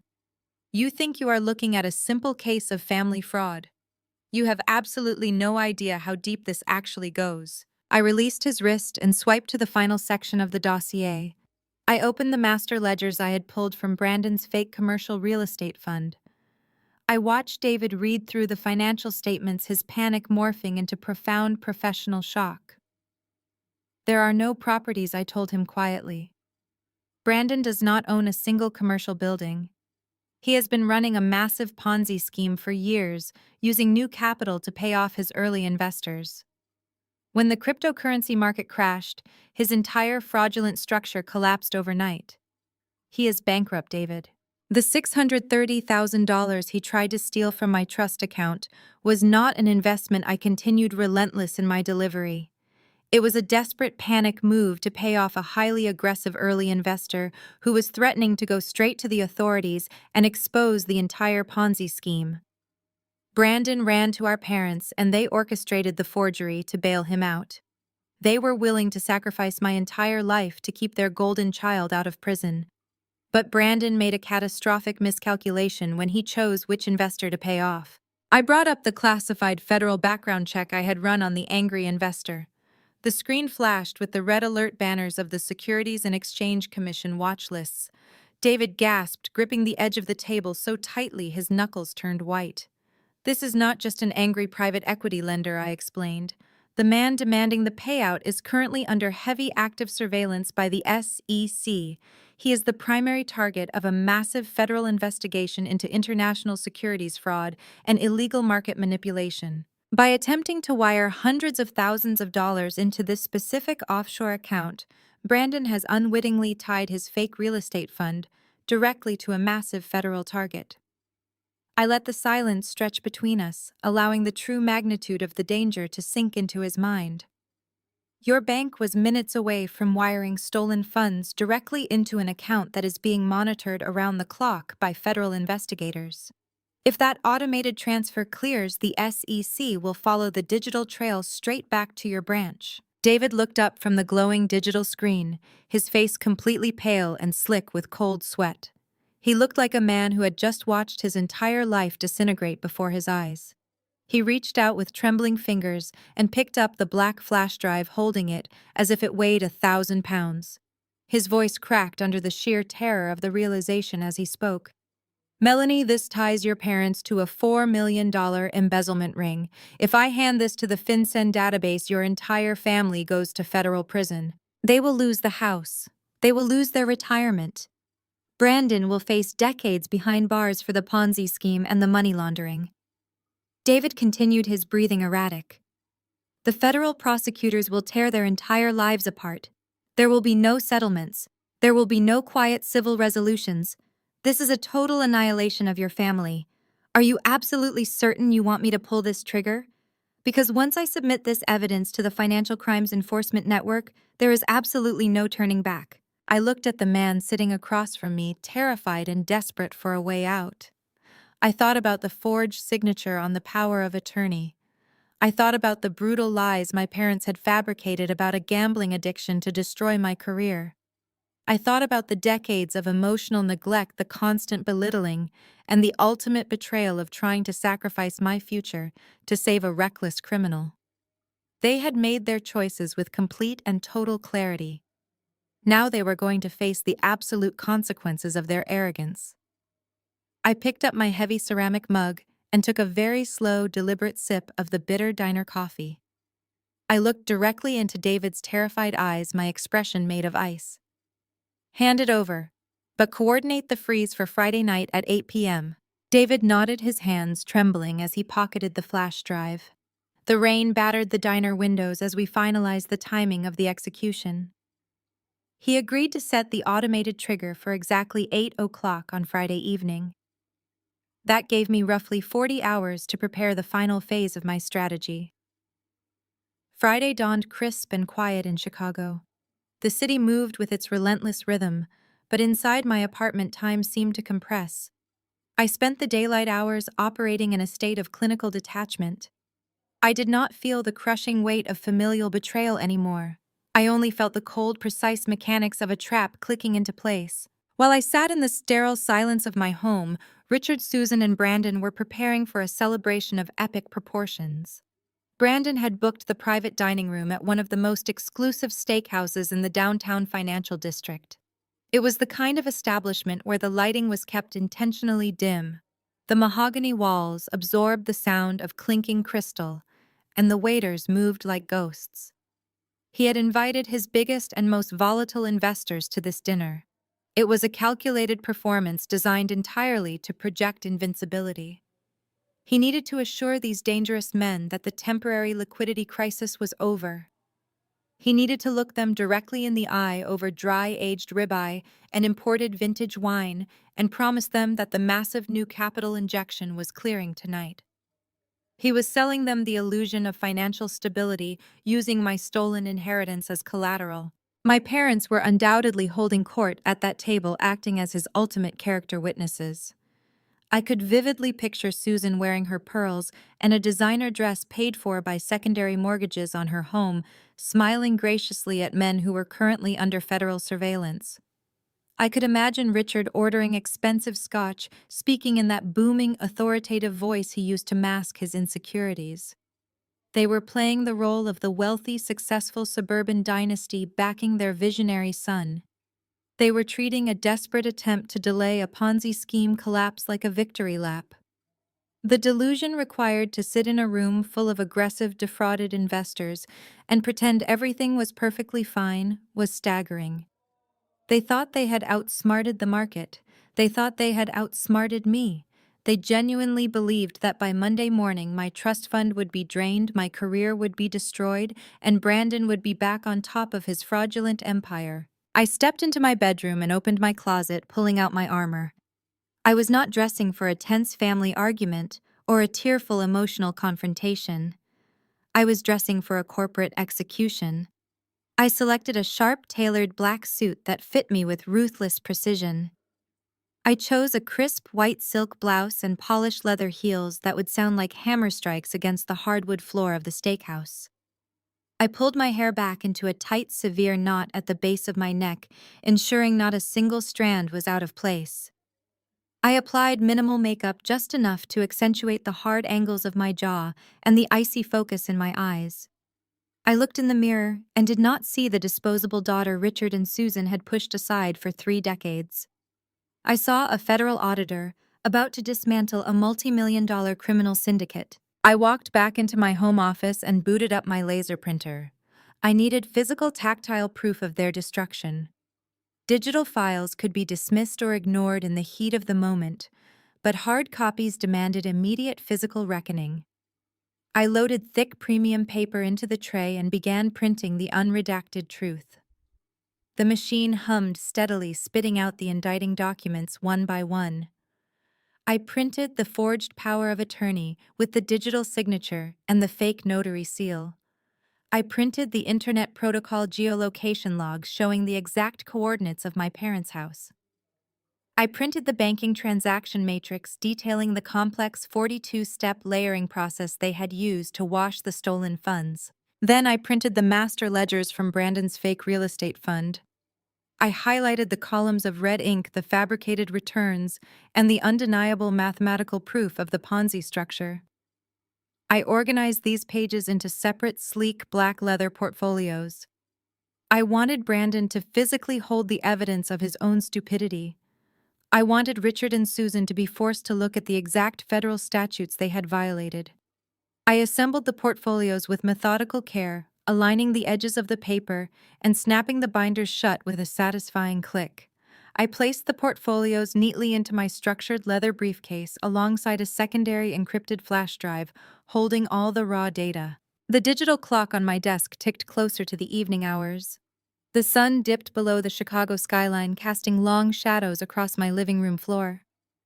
I paced the length of the apartment, feeling the electric anticipation humming beneath my skin.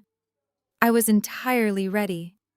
I just needed the final confirmation that the federal machinery was in motion. At exactly 7:30, my mobile phone vibrated loudly on the kitchen counter.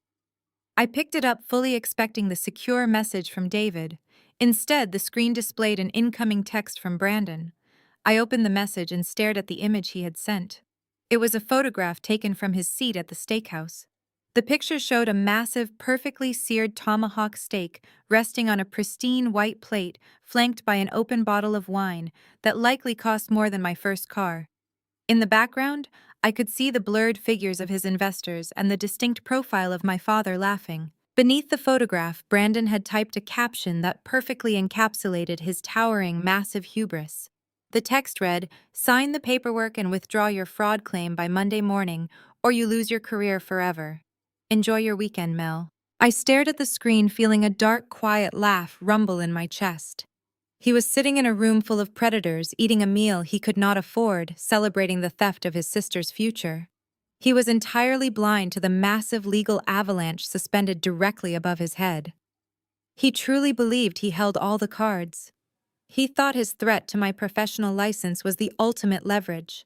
He had no idea that I had already circumvented his entire operation. I did not bother replying. Let him enjoy his steak. Let him enjoy his vintage wine. Let him soak in the adulation of our parents for a few more minutes. It was the absolute last meal he would ever eat as a free man. I set the phone down and turned my attention back to the window, watching the streetlights flicker on across the city. The tension in the air was palpable, a heavy, thick anticipation that precedes a violent storm. I checked my watch. 7:45, 15 minutes until David executed his end of the operation. 15 minutes until the federal tripwires were officially crossed. I walked over to the entryway and put on my dark wool trench coat, slipping the heavy leather briefcase over my shoulder. At exactly 7:55, my phone buzzed again. This time, it was a secure encrypted text message passing through a burner routing number. I opened the application and read the brief clinical message from David.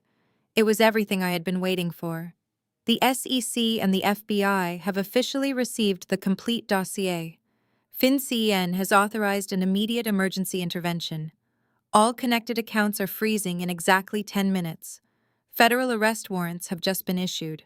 The words glowed brightly against the dark screen of my phone. The digital curtain had finally fallen. There was no more maneuvering. There was no more posturing.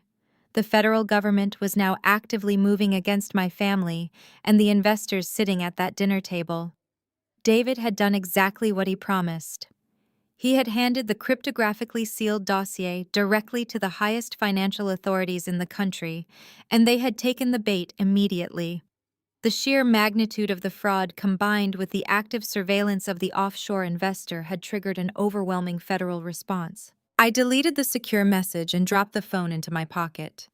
The silence of the apartment wrapped around me, absolute and final. I picked up my car keys from the ceramic bowl by the door. The metal jingled sharply in the quiet, still space. Richard, Susan, and Brandon were currently raising their glasses to a future that had just been completely erased. They were expecting a wire transfer to clear. Instead, they were about to receive a visit from federal agents. I opened my front door and stepped out into the hallway, locking the deadbolt behind me. It was time to join the family dinner. The drive from my quiet apartment to the downtown financial district was a blur of slick neon reflections and rhythmic windshield wipers. I handed my keys to the valet outside the steakhouse without breaking my stride. The heavy brass-handled doors swung open, yielding to a wall of warm air, heavily scented with charred cedar, dry-aged beef, and expensive cologne. The main dining room was a theater of wealth and corporate posturing. Men in bespoke suits and women in understated designer dresses huddled over low tables, speaking in the hushed tones of people who traded in secrets and influence. I bypassed the mahogany host stand, completely ignoring the maitre d' who attempted to intercept me. I knew exactly where the private dining rooms were located in this establishment. They were tucked away in the back, guarded by heavy velvet curtains and soundproofed walls designed to keep the reality of the outside world completely at bay. I moved through the crowded room with absolute purpose, my leather heels striking the polished hardwood floor with a steady, relentless cadence. I did not look left or right. I kept my eyes fixed on the arched doorway at the end of the hall. The private dining room Brandon had reserved was known as the Vault. It was an ironically fitting name for a gathering built entirely on stolen money and empty promises. I reached the heavy oak doors and placed my hands flat against the polished wood, taking one final steadying breath. I pushed the doors open simultaneously, stepping into the center of their fabricated reality. The contrast between the storm outside and the scene before me was jarring. The room was bathed in the warm amber glow of a massive crystal chandelier. At the center of the room sat a long, gleaming mahogany table covered in pristine white linen, heavy silver cutlery, and towering floral centerpieces. Brandon sat at the direct center of the table, flanked by my parents.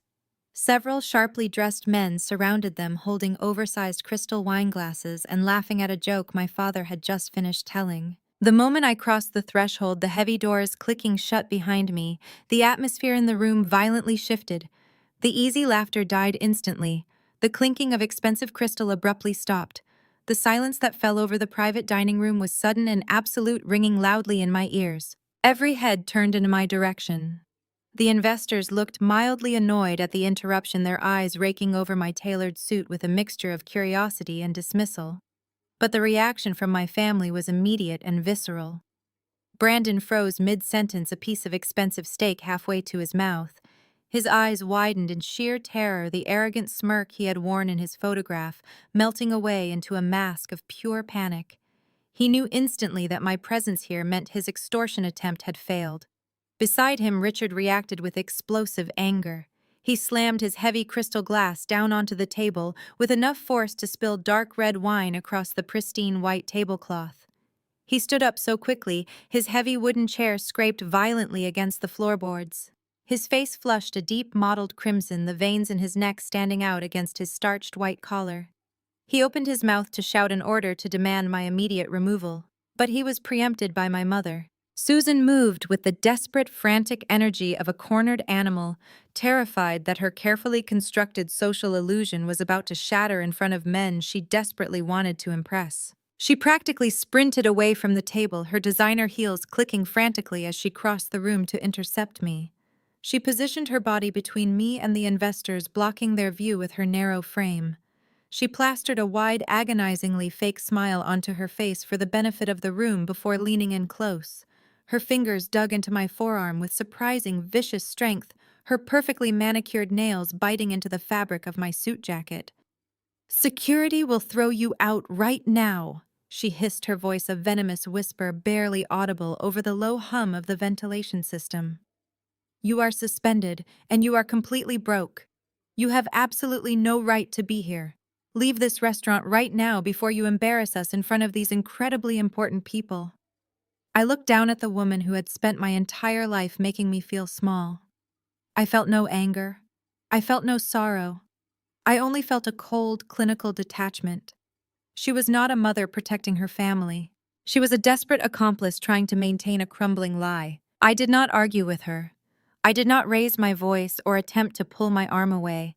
I simply looked directly into her eyes and let the absolute certainty of her destruction wash over my expression.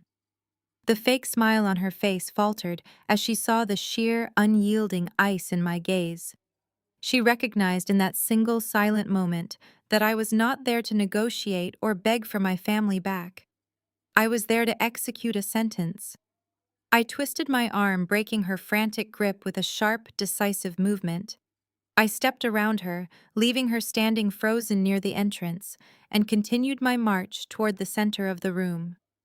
The silence stretched tight as a wire as I walked the length of the mahogany table. I did not look at Brandon as I passed him. I could smell the cold sweat radiating from his skin. I did not look at my father, who was still standing, his chest heaving with suppressed rage. My focus was entirely locked on the man sitting at the head of the table. He was older than the rest, wearing an immaculate charcoal suit and a heavy gold watch.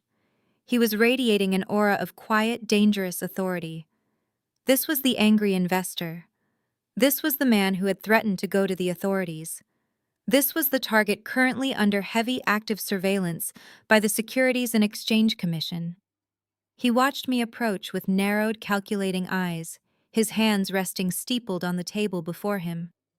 I stopped directly across from him. I unclasped the heavy brass latches of my leather briefcase. The metallic snap echoed loudly in the silent room. I reached inside and pulled out the 3 structured black leather portfolios I had meticulously assembled hours earlier. I did not toss them. I placed them down onto the polished mahogany surface with deliberate, heavy precision right next to his untouched plate of food. The thud of the portfolios hitting the table made Brandon physically flinch. I flipped the cover of the first portfolio open, revealing the unredacted truth to the entire room. The forged power of attorney sat on top the fake notary seal, glowing under the chandelier light. Beneath it were the internet protocol logs displaying my parents' exact home address. I opened the second portfolio, exposing the 42-step money laundering matrix they had constructed using their federally insured retirement accounts. And finally, I opened the third portfolio, dropping the complete master ledgers of Brandon's fake real estate fund directly in front of the SEC target. The columns of red ink, the fabricated returns, and the undeniable mathematical proof of the Ponzi scheme were laid bare for everyone to see. The older man looked down at the documents, his eyes scanning the highlighted numbers. I watched the dangerous realization dawn across his features as he recognized the magnitude of the fraud he had just been tied to. He looked up at me, his expression hardening into stone. The tension in the private dining room reached a breaking point. The air grew impossibly thin. My phone vibrated in my coat pocket. I did not need to look at the screen to know what the message said. I already knew the exact words David had transmitted. The SEC and FBI have received the dossier. Accounts freezing in 10 minutes. Warrants issued. The federal trap had officially snapped shut. The machinery of justice was already in motion, tearing through the banking firewalls and locking down every single asset connected to the people in this room. They were completely surrounded, and they did not even know it yet. I looked down at the angry investor, meeting his dangerous gaze with absolute calm. I allowed a small, razor-sharp smile to touch the corners of my mouth. "My brother did not invite me," I said, my voice ringing crystal clear across the silent dining room.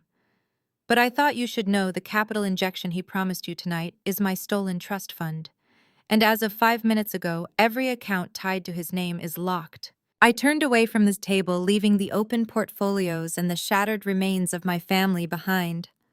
I grabbed my keys and walked toward the door. I had barely taken 3 steps toward the heavy oak doors when the absolute silence of the private dining room shattered behind me. The sound was violent and sudden.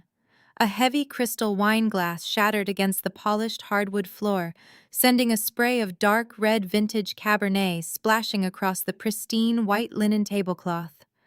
I stopped and slowly turned back around to face the carnage. Brandon had completely snapped.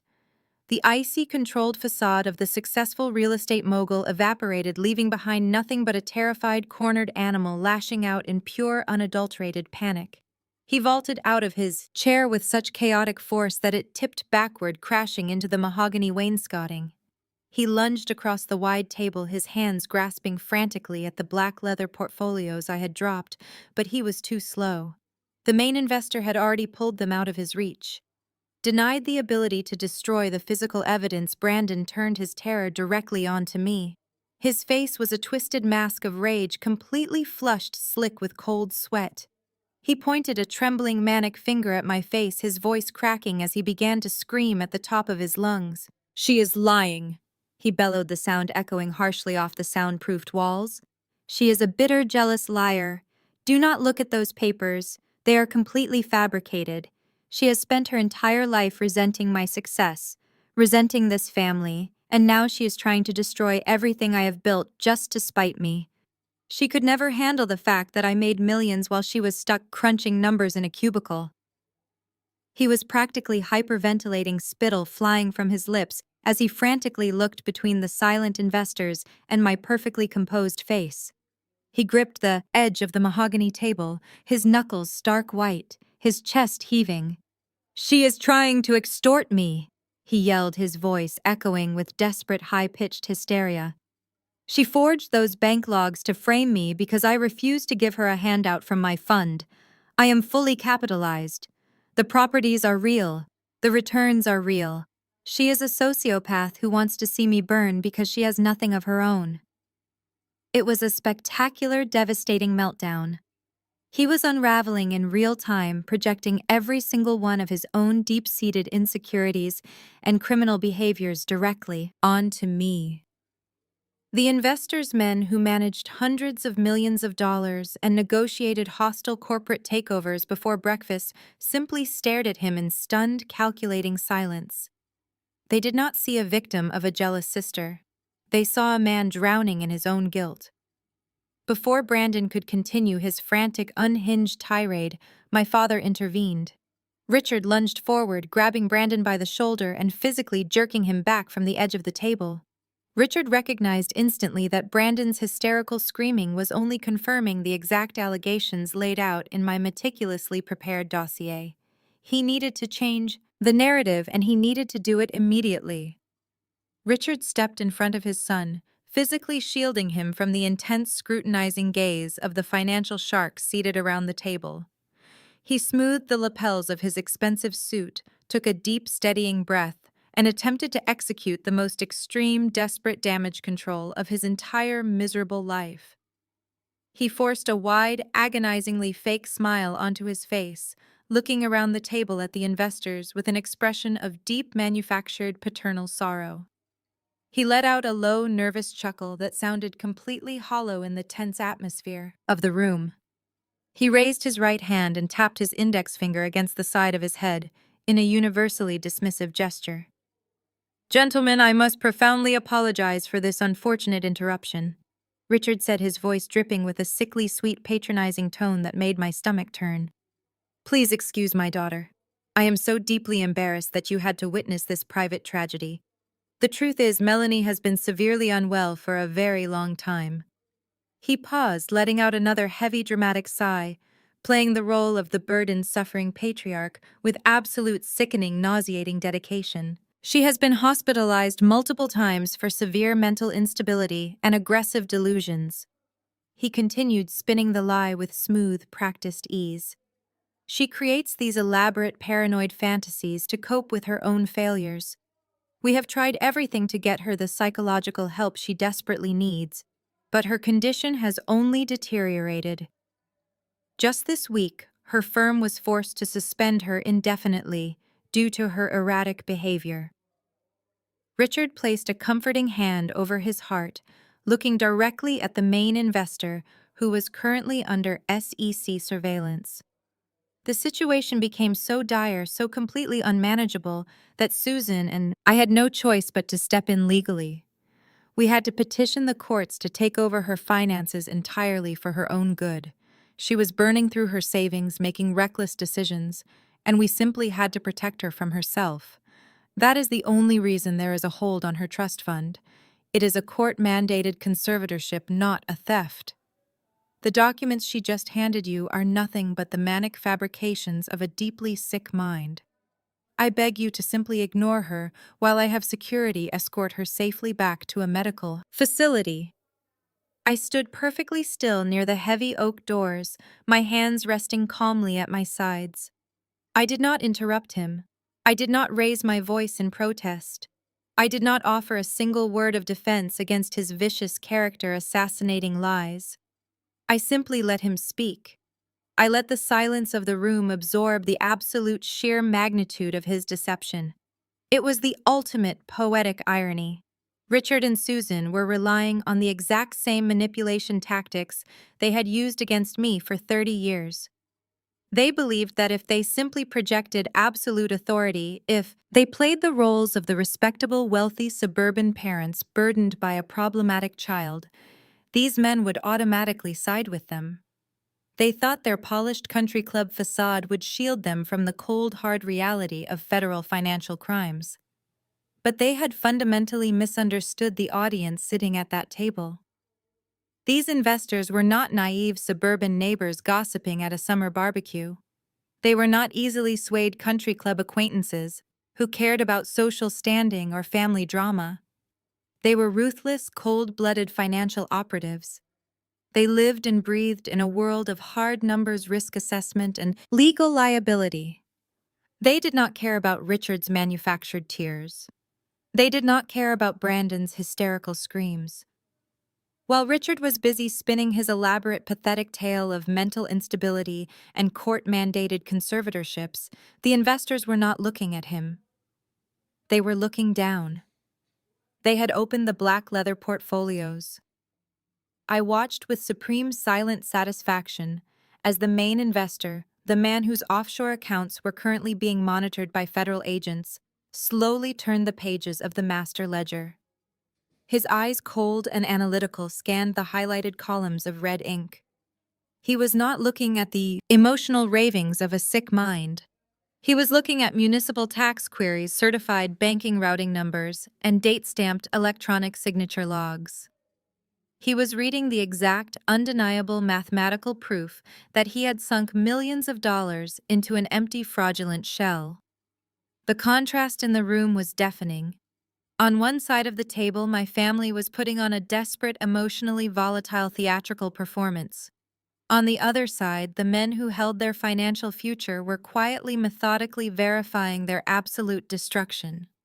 I did not need to say a single word. The data spoke for itself. The data was screaming federal indictment. Richard finished his pathetic monologue, his fake smile trembling slightly as he waited for the investors to offer their sympathy, to nod in understanding, to validate his brilliant lie. He waited for them to push the portfolios away and assure him that business would continue as usual. The silence stretched out for 10 agonizing seconds. The main investor did not look up. He did not acknowledge Richard's apology. He did not offer a single ounce of sympathy for the supposed family tragedy. He slowly reached into the breast pocket of his immaculate charcoal suit and retrieved a sleek, encrypted phone. He placed it flat on the mahogany table next to the damning ledgers. He tapped the screen, entering a sequence to access his offshore banking portal. Brandon stopped breathing. The manic energy that fueled his initial outburst vanished, replaced by a suffocating, paralyzing dread. The main investor stared down at his phone. His jaw tightened. The color slowly drained from his face, leaving him looking suddenly old and incredibly dangerous. He slowly lifted his head. "My accounts tied to your fund just went into federal lockdown," he said. "What the hell did you do?" Before Brandon could even stammer out a pathetic excuse, the heavy velvet curtains guarding the private dining room were violently illuminated. A strobing kaleidoscope of aggressive red and blue lights pierced through the tinted front windows of the high-end steakhouse. The heavy oak double doors of the private vault did not simply open, they were violently breached. A tactical team of 12 federal agents wearing dark windbreakers with the bright yellow letters of the FBI and the SEC emblazoned across their backs swarmed into the enclosed space. They moved with terrifying coordinated precision. There was no hesitation, no confusion, and absolutely no room for negotiation. They had studied the dossier I provided. They knew exactly who was sitting in this room, and they knew exactly what crimes had been committed over the past 4 years. The lead agent, a tall, broad-shouldered man with a face carved from granite, bypassed the stunned investors entirely. He marched directly to the center of the mahogany table, stopping mere inches away from my brother. Brandon stumbled backward, his legs hitting the edge of his overturned chair. He raised his trembling hands in a pathetic gesture of surrender, his expensive custom-tailored suit suddenly looking 3 sizes too big for his rapidly shrinking frame. The agent did not offer a polite greeting. He did not ask for cooperation or politely request that Brandon step outside. He reached to his tactical belt and produced a heavy pair of solid steel handcuffs. The metallic ratcheting sound of the cuffs locking tightly around Brandon's wrists severed the final fraying thread of his arrogant delusion. "Brandon Williams, you are under arrest," the lead agent barked, his voice a deep, booming baritone that easily overpowered the ambient noise of the restaurant. "You are being charged with multiple counts of federal wire fraud, gross corporate embezzlement, and the operation of an illegal Ponzi scheme. You have the right to remain silent. Anything you say can and will be used against you in a court of law. You have the right to an attorney." Brandon let out a visceral, guttural sound that was half sob and half gasp. His knees completely buckled under the absolute crushing finality of the Miranda warning. 2 secondary agents instantly flanked him, grabbing him fiercely by the biceps and hauling him upright before he could collapse to the floor. He sagged against the unyielding grip of the federal agents, his perfectly polished designer leather shoes dragging pathetically against the hardwood floor.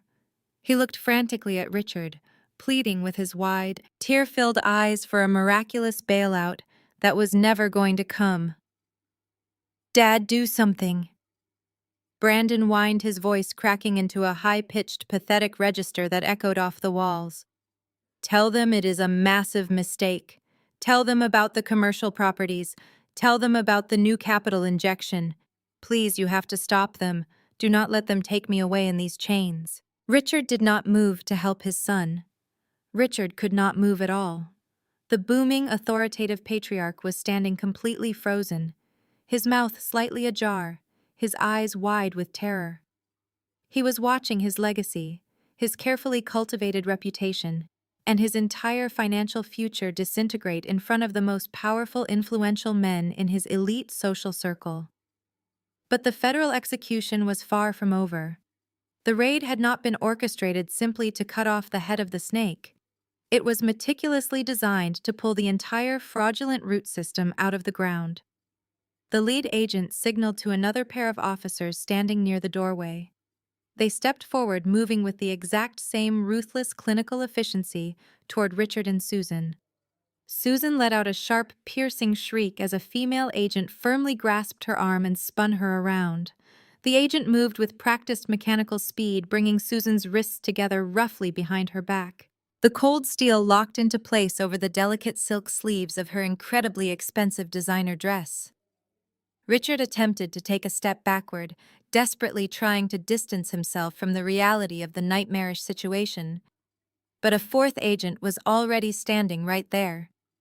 He pushed Richard firmly against the hard edge of the mahogany table, kicking his legs apart and securing his wrists, before my father could even register the physical contact. The sharp, rhythmic sound of the handcuffs clicking shut on my parents echoed through the room, like a heavy wooden gavel striking a sound block. "Richard Williams and Susan Williams," the second agent announced, projecting his voice clearly across the crowded, chaotic room so that every single person could hear him. "You are both being placed under federal arrest. You are being charged with felony conspiracy to commit wire fraud and the illegal laundering of stolen capital through a federally insured retirement account." The entire restaurant beyond the open doors had gone completely deathly silent. The ultra-wealthy patrons, the seasoned waitstaff, the general managers, everyone had stopped mid-bite and mid-step to watch the unbelievable spectacle of the prominent Williams family being systematically dismantled and shackled like common street criminals. The humiliation was absolute, total, and profoundly public. The country club facade they had worshipped and maintained for 3 decades was permanently destroyed in a matter of seconds. They would forever be remembered in their elite social circles as the desperate fraudsters dragged out of a high-end steakhouse in federal chains. Susan began to thrash wildly against the grip of the female agent. The polite manufactured mask of the serene suburban socialite fractured into 1,000 jagged, irreparable pieces. She lost all sense of decorum, all sense of spatial awareness, and all sense of personal dignity. She wept hysterically, her expensive makeup running down her face in dark, jagged streaks, completely ruining her immaculate, carefully curated appearance. The heavy string of pearls around her neck rattled violently as she fought the restraint. "This is a massive mistake!" she screamed, her voice, shrill, grating, and echoing down the long hallway of the upscale restaurant. "We are victims here. We are completely innocent. We were just trying to help our son manage a temporary liquidity crisis. We do not know anything about a Ponzi scheme or international money laundering. You have the wrong people. Who did this? Who told you these horrible, vicious lies? We have fundamental rights. You cannot just storm in here and humiliate us like this. We demand to know how this happened. We demand to see the exact evidence right now." The lead agent, the imposing man who had cuffed Brandon, turned slowly to face my mother. He did not look angry. He looked completely bored, entirely unbothered by her hysterical, flailing theatrics. He reached into the inner pocket of his tactical jacket and retrieved a heavy-duty digital tablet. He woke the screen and tapped an icon, pulling up the cryptographically sealed dossier I had built in my apartment. The screen brightly illuminated the dim room, displaying the stark, undeniable truth. The agent held the tablet up so Susan was forced to look directly at it. "We are not operating on lies, Mrs. Williams," the agent said, his voice dropping to a low, dangerous, unforgiving timbre. "We are operating on a completely verified, irrefutable forensic audit. We have the digital logs of the forged power of attorney originating directly from your home network. We have the banking manifest detailing the exact 42-step layering process you authorized through your personal accounts. We have absolutely everything, Lee." Susan's hysterical, breathless sobbing hitched violently in her throat. She blinked rapidly, her red-rimmed, tear-filled eyes trying desperately to focus on the glowing screen of the digital tablet. She saw the familiar formatting of the banking ledgers. She saw the highlighted IP addresses pointing straight to her living room. She saw the undeniable surgical precision of a senior forensic accountant written across every single line of the digital document. It took exactly 3 seconds for her brain to process exactly what she was looking at. The realization hit her with the concussive, devastating force of a runaway freight train. The frantic, wild thrashing stopped completely. Her breath caught sharply in her lungs. She slowly turned her head, tearing her gaze away from the federal agent's tablet, and looked across the chaotic room. Her eyes locked directly onto mine. I was standing right near the heavy oak doors, exactly where I had dropped the portfolios, entirely untouched by the massive federal swarm that had just dismantled my parents and brother. My posture was perfectly straight, my expression completely coldly neutral as I observed the chaotic, flashing scene unfolding before my very eyes. I was not the weak, disposable, pathetic daughter anymore. I was not the boring, useless bean counter they could easily manipulate, viciously, gaslight, and permanently discard whenever it suited their profoundly selfish narrative. I was the architect of their total, inescapable annihilation. I watched the profound, silent, paralyzing horror bloom across her face as she finally understood that I had single-handedly orchestrated the entire federal raid. I held her gaze, refusing to look away, refusing to offer a single ounce of forgiveness or pity, as the federal agents finally marched my family out into the cold, dark, flashing night. The physical reality of the forward momentum broke my father's paralysis. He dug his expensive leather heels into the polished hardwood floor, forcing the 2 federal agents flanking him to momentarily halt their progress toward the exit. The absolute arrogant certainty that had defined Richard Williams for his entire life completely evaporated in the span of a single heartbeat. The imposing corporate executive was gone, leaving behind nothing but a terrified, desperate man facing the complete destruction of his legacy. He twisted his shoulders against the agent's grip, ignoring their sharp commands to comply. He snapped his head toward me, his face flushed a dangerous crimson and slick with a cold, terrified sweat. "Melanie!" Richard pleaded, his deep voice cracking into a high, desperate pitch that echoed against the mahogany walls of the private dining room. Melanie, please, you have to stop this right now. Tell them it is a massive misunderstanding. Tell them we had a verbal agreement regarding the trust fund. We are your parents, for God's sake. You are tearing this entire family apart over money. Brandon was already weeping openly nearby, his shoulders shaking as an agent practically dragged him toward the heavy oak doors. Susan had stopped screaming, but she was hyperventilating, her breath coming in ragged, sharp gasps as she stared at me with wide, uncomprehending eyes. They were all waiting for me to break. They were relying on the 30 years of psychological conditioning they had weaponized against me. They expected the obedient, overlooked middle child to step forward, apologize for the inconvenience, and miraculously fix the catastrophic mess they had created. They expected me to save them because that was the role they had assigned to me since birth. I stepped forward, but I did not offer them salvation. The thick, tense silence in the dining room amplified the sharp, rhythmic clicking of my heels against the floorboards. I stopped exactly 2 feet away from my father. The height difference between us suddenly felt entirely irrelevant. The fundamental power dynamic of our family had permanently inverted, and we both knew it. I looked directly into his panicked, searching eyes. I felt no lingering obligation. I felt no residual daughterly guilt. My voice was perfectly flat, devoid of any pity or hesitation. I did not tear anything apart. I said the words cutting through the heavy air with surgical precision. You made a deliberate, calculated choice. You forged my signature on federal banking documents. You tried to permanently destroy my professional career. You explicitly threatened to ruin my reputation just to protect your golden child. You willingly used my entire future to fund a desperate criminal. I am not tearing the family apart, Richard. I just balanced the ledger. My father flinched as if I had physically struck him across the face. His mouth opened to offer another pathetic excuse, another hollow justification for his actions, but he could not find the words. The irrefutable truth of his own corruption had finally trapped him. He looked down at the heavy steel handcuffs digging into his wrists, and the reality of his impending federal prison sentence settled over him like a suffocating blanket. I shifted my gaze away from him and looked directly at my mother. Susan was trembling violently. Her expensive silk dress ruined her carefully styled hair, falling in messy, chaotic strands around her tear-stained face. The fierce, controlling matriarch who had dictated every aspect of my life was completely gone. She looked small, fragile, and entirely powerless. I thought about the sheer callousness she had displayed when she walked into that bank branch. I thought about the cruel, dismissive tone she used when she told me I would simply have to figure things out on my own while she handed my inheritance to a fraudster. You told me I would survive, I said, speaking the words softly but with a devastating clarity that made her physically recoil.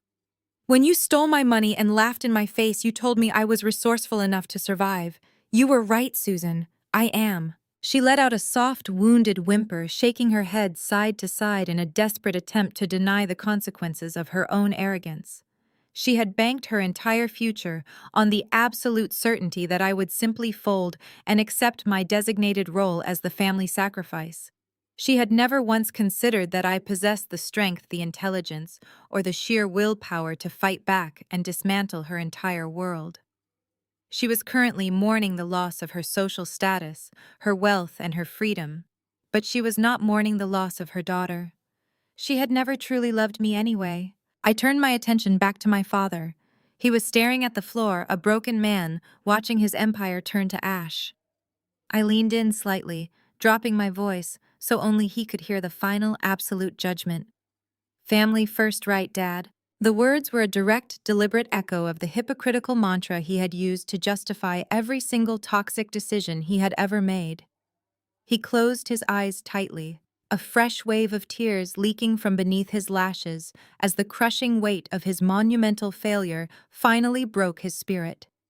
He had sacrificed the only honest child he had to protect a criminal, and now he was going to lose everything. The lead federal agent had seen and heard enough. He tightened his grip on my father's arm and issued a sharp final command. "Move!" The agent barked, his voice leaving zero room for any further delay. The tactical team surged forward with renewed aggressive momentum. The physical resistance drained completely from my father's body.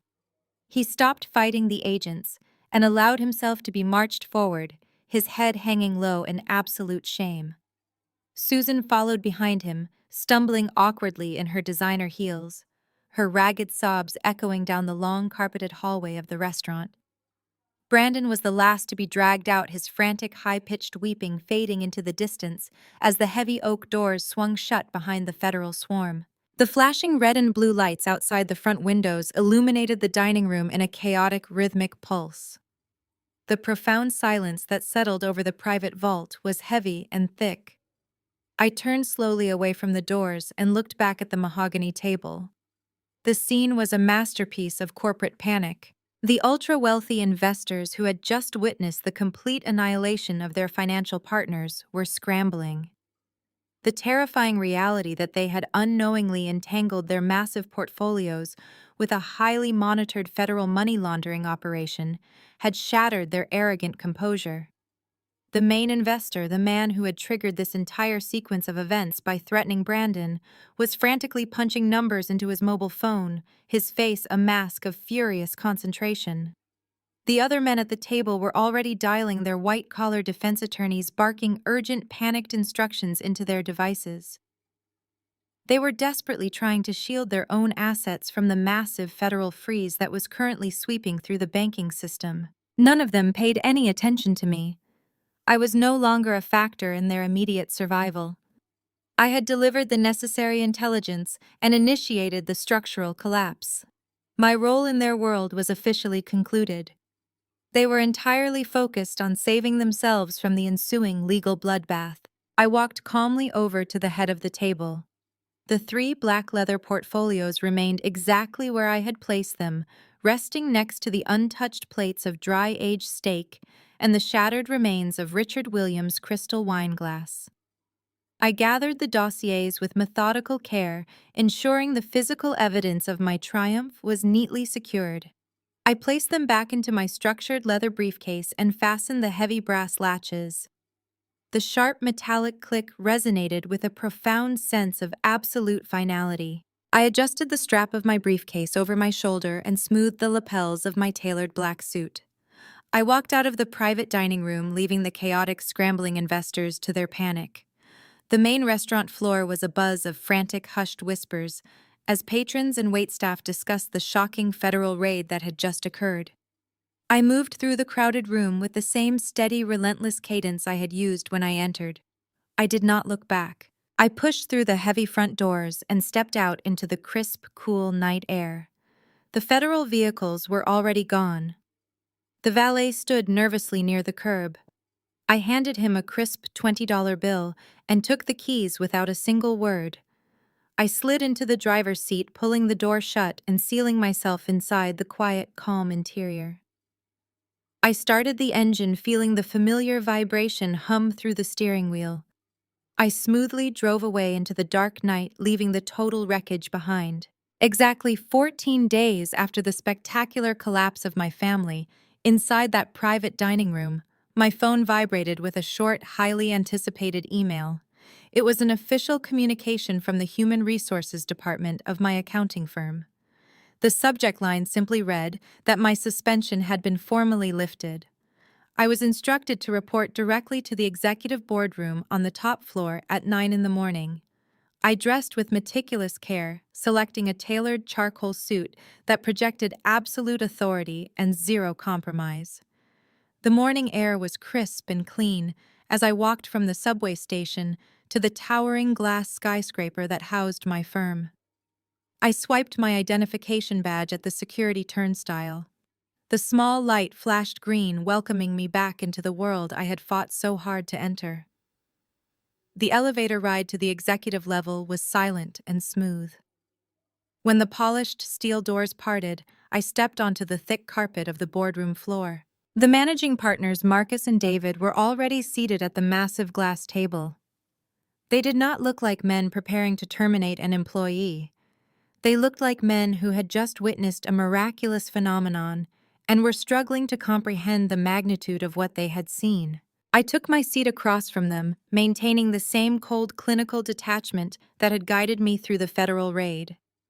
Marcus cleared his throat, pushing a thick, familiar black leather binder across the glass surface. It was a duplicate of the forensic dossier I had dropped in front of the angry investor. Marcus leaned forward, clasping his hands together.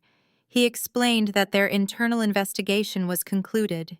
It had taken their senior compliance team less than 48 hours to completely clear my name.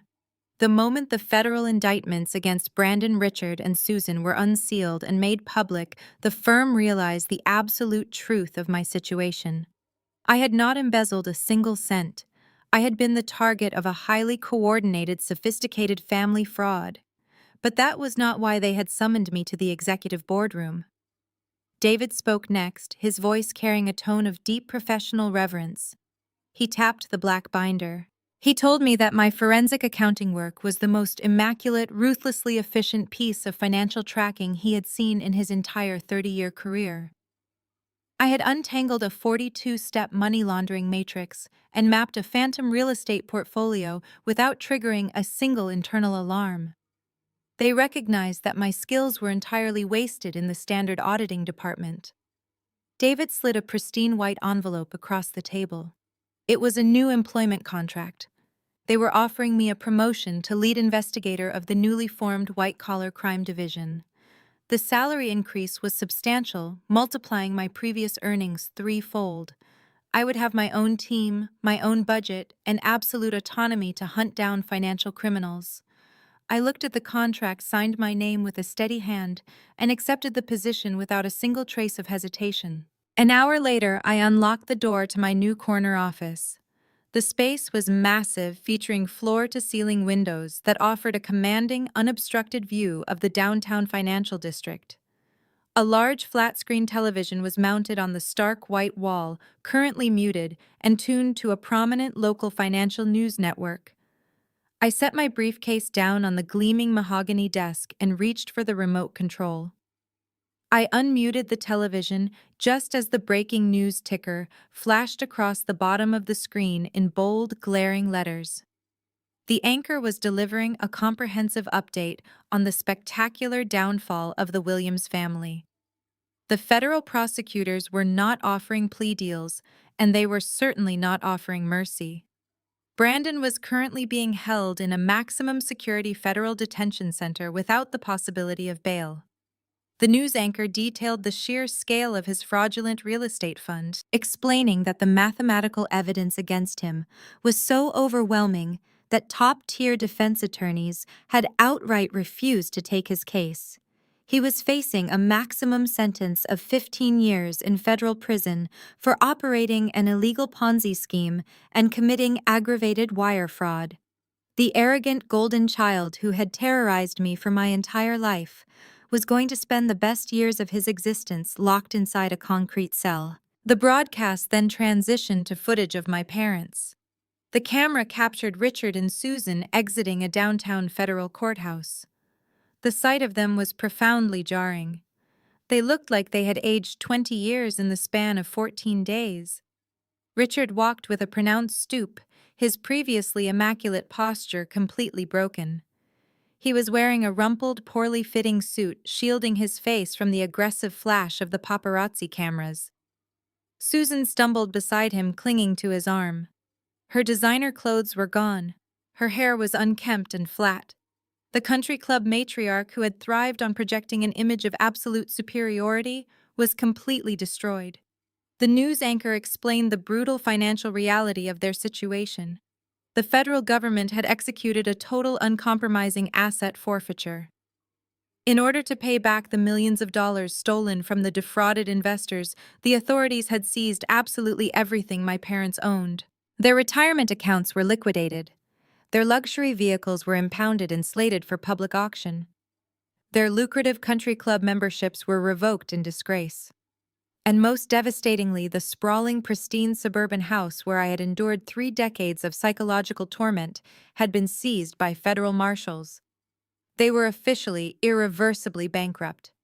Stripped of their stolen wealth and their fabricated social standing, Richard and Susan were now entirely reliant on a team of overworked, underfunded public defenders. They had nothing left. I turned away from the television, the ambient noise of the news broadcast fading into the background of my spacious new office. I sat down in my high-backed leather executive chair and retrieved my mobile phone from my pocket. I opened my encrypted banking application, my thumb hovering over the screen. The biometric scanner read my fingerprint and the dashboard loaded instantly. I stared at the bold green numbers glowing against the digital interface. The entire balance of my stolen trust fund, exactly $630,000, had been fully restored. The federal deposit insurance and the rapid court orders had reversed the fraudulent transfers my mother had executed. The money was back where it belonged, but I was not going to leave it vulnerable. I navigated deep into the security settings of the banking platform. I activated a highly complex multi-factor biometric authentication protocol. I registered my retina scan, confirmed my unique voice print, and locked the account behind an impenetrable digital firewall. No forged signature, no manipulated notary, and no desperate, greedy family member would ever be able to touch a single cent of my financial independence again. The money was secure, my future was secure. I had successfully defended my life against the people who were supposed to protect it. I locked my phone and placed it gently on the polished surface of my desk. I stood up and walked slowly toward the expansive corner window. The city stretched out before me, a vast sprawling grid of concrete, glass, and steel. The afternoon sun reflected brightly off the neighboring skyscrapers, casting long, sharp shadows down into the busy streets below. I rested my hands on the cool glass and allowed myself a moment of absolute profound silence to reflect on the monumental shift that had just occurred in my life.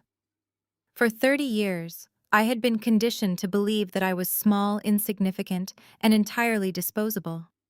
I had been taught that my sole purpose was to serve as a convenient scapegoat for a family that prioritized a fabricated image over genuine love. Society constantly bombards women with the toxic narrative that we must always be the peacekeepers. We are relentlessly instructed to turn the other cheek, to endlessly forgive the transgressions of our relatives, and to sacrifice our own mental health and personal boundaries for the sake of maintaining a polite, comfortable familial harmony. We are told that blood is thicker than water, even when that blood is actively poisoning us. My parents had relied heavily on that societal expectation. They had banked their entire fraudulent scheme on the assumption that I would quietly accept my ruin to save their reputation. They thought I would stay in my designated place. They thought I would absorb the financial devastation, lose my career, and quietly fade away into obscurity, while Brandon thrived on my stolen capital. They expected me to cry. They expected me to fold. They forgot that when you force someone to build their life in the shadows, they learn exactly how to fight in the dark. The screen fades to black. Melanie's journey offers a profound lesson on the absolute necessity of financial independence and the courage required to dismantle toxic family loyalty. For years, she was the designated scapegoat, conditioned to absorb emotional neglect and expected to sacrifice her own stability to protect a golden child who offered nothing but deceit. Society frequently demands that we keep the peace at all costs, especially within our families. We are told to forgive the unforgivable, to turn the other cheek, and to prioritize the illusion of a happy home over our own mental and financial well-being. Melanie's story completely shatters that dangerous narrative. She teaches us that blood does not grant anyone a free pass to exploit, steal, or abuse. When the people who are supposed to protect you become the very architects of your destruction, blind loyalty transforms into a profound liability. The most powerful takeaway here is the undeniable strength found in quiet, meticulous resilience.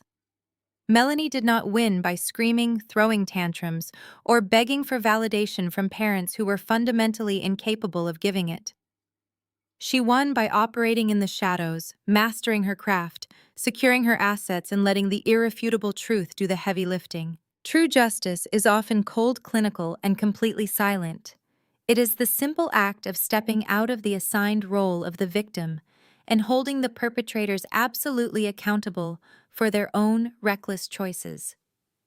Never apologize for building impenetrable boundaries, and never set your own future on fire simply to keep toxic relatives warm. You have the fundamental right to protect your life and your assets. Share your personal experiences in the comments below if you have ever had to draw a definitive line and walk away from toxic family members to protect your peace. If Melanie's journey of quiet strength, ultimate justice, and sweet independence resonated with you, please hit that like button and subscribe for more empowering stories of absolute triumph.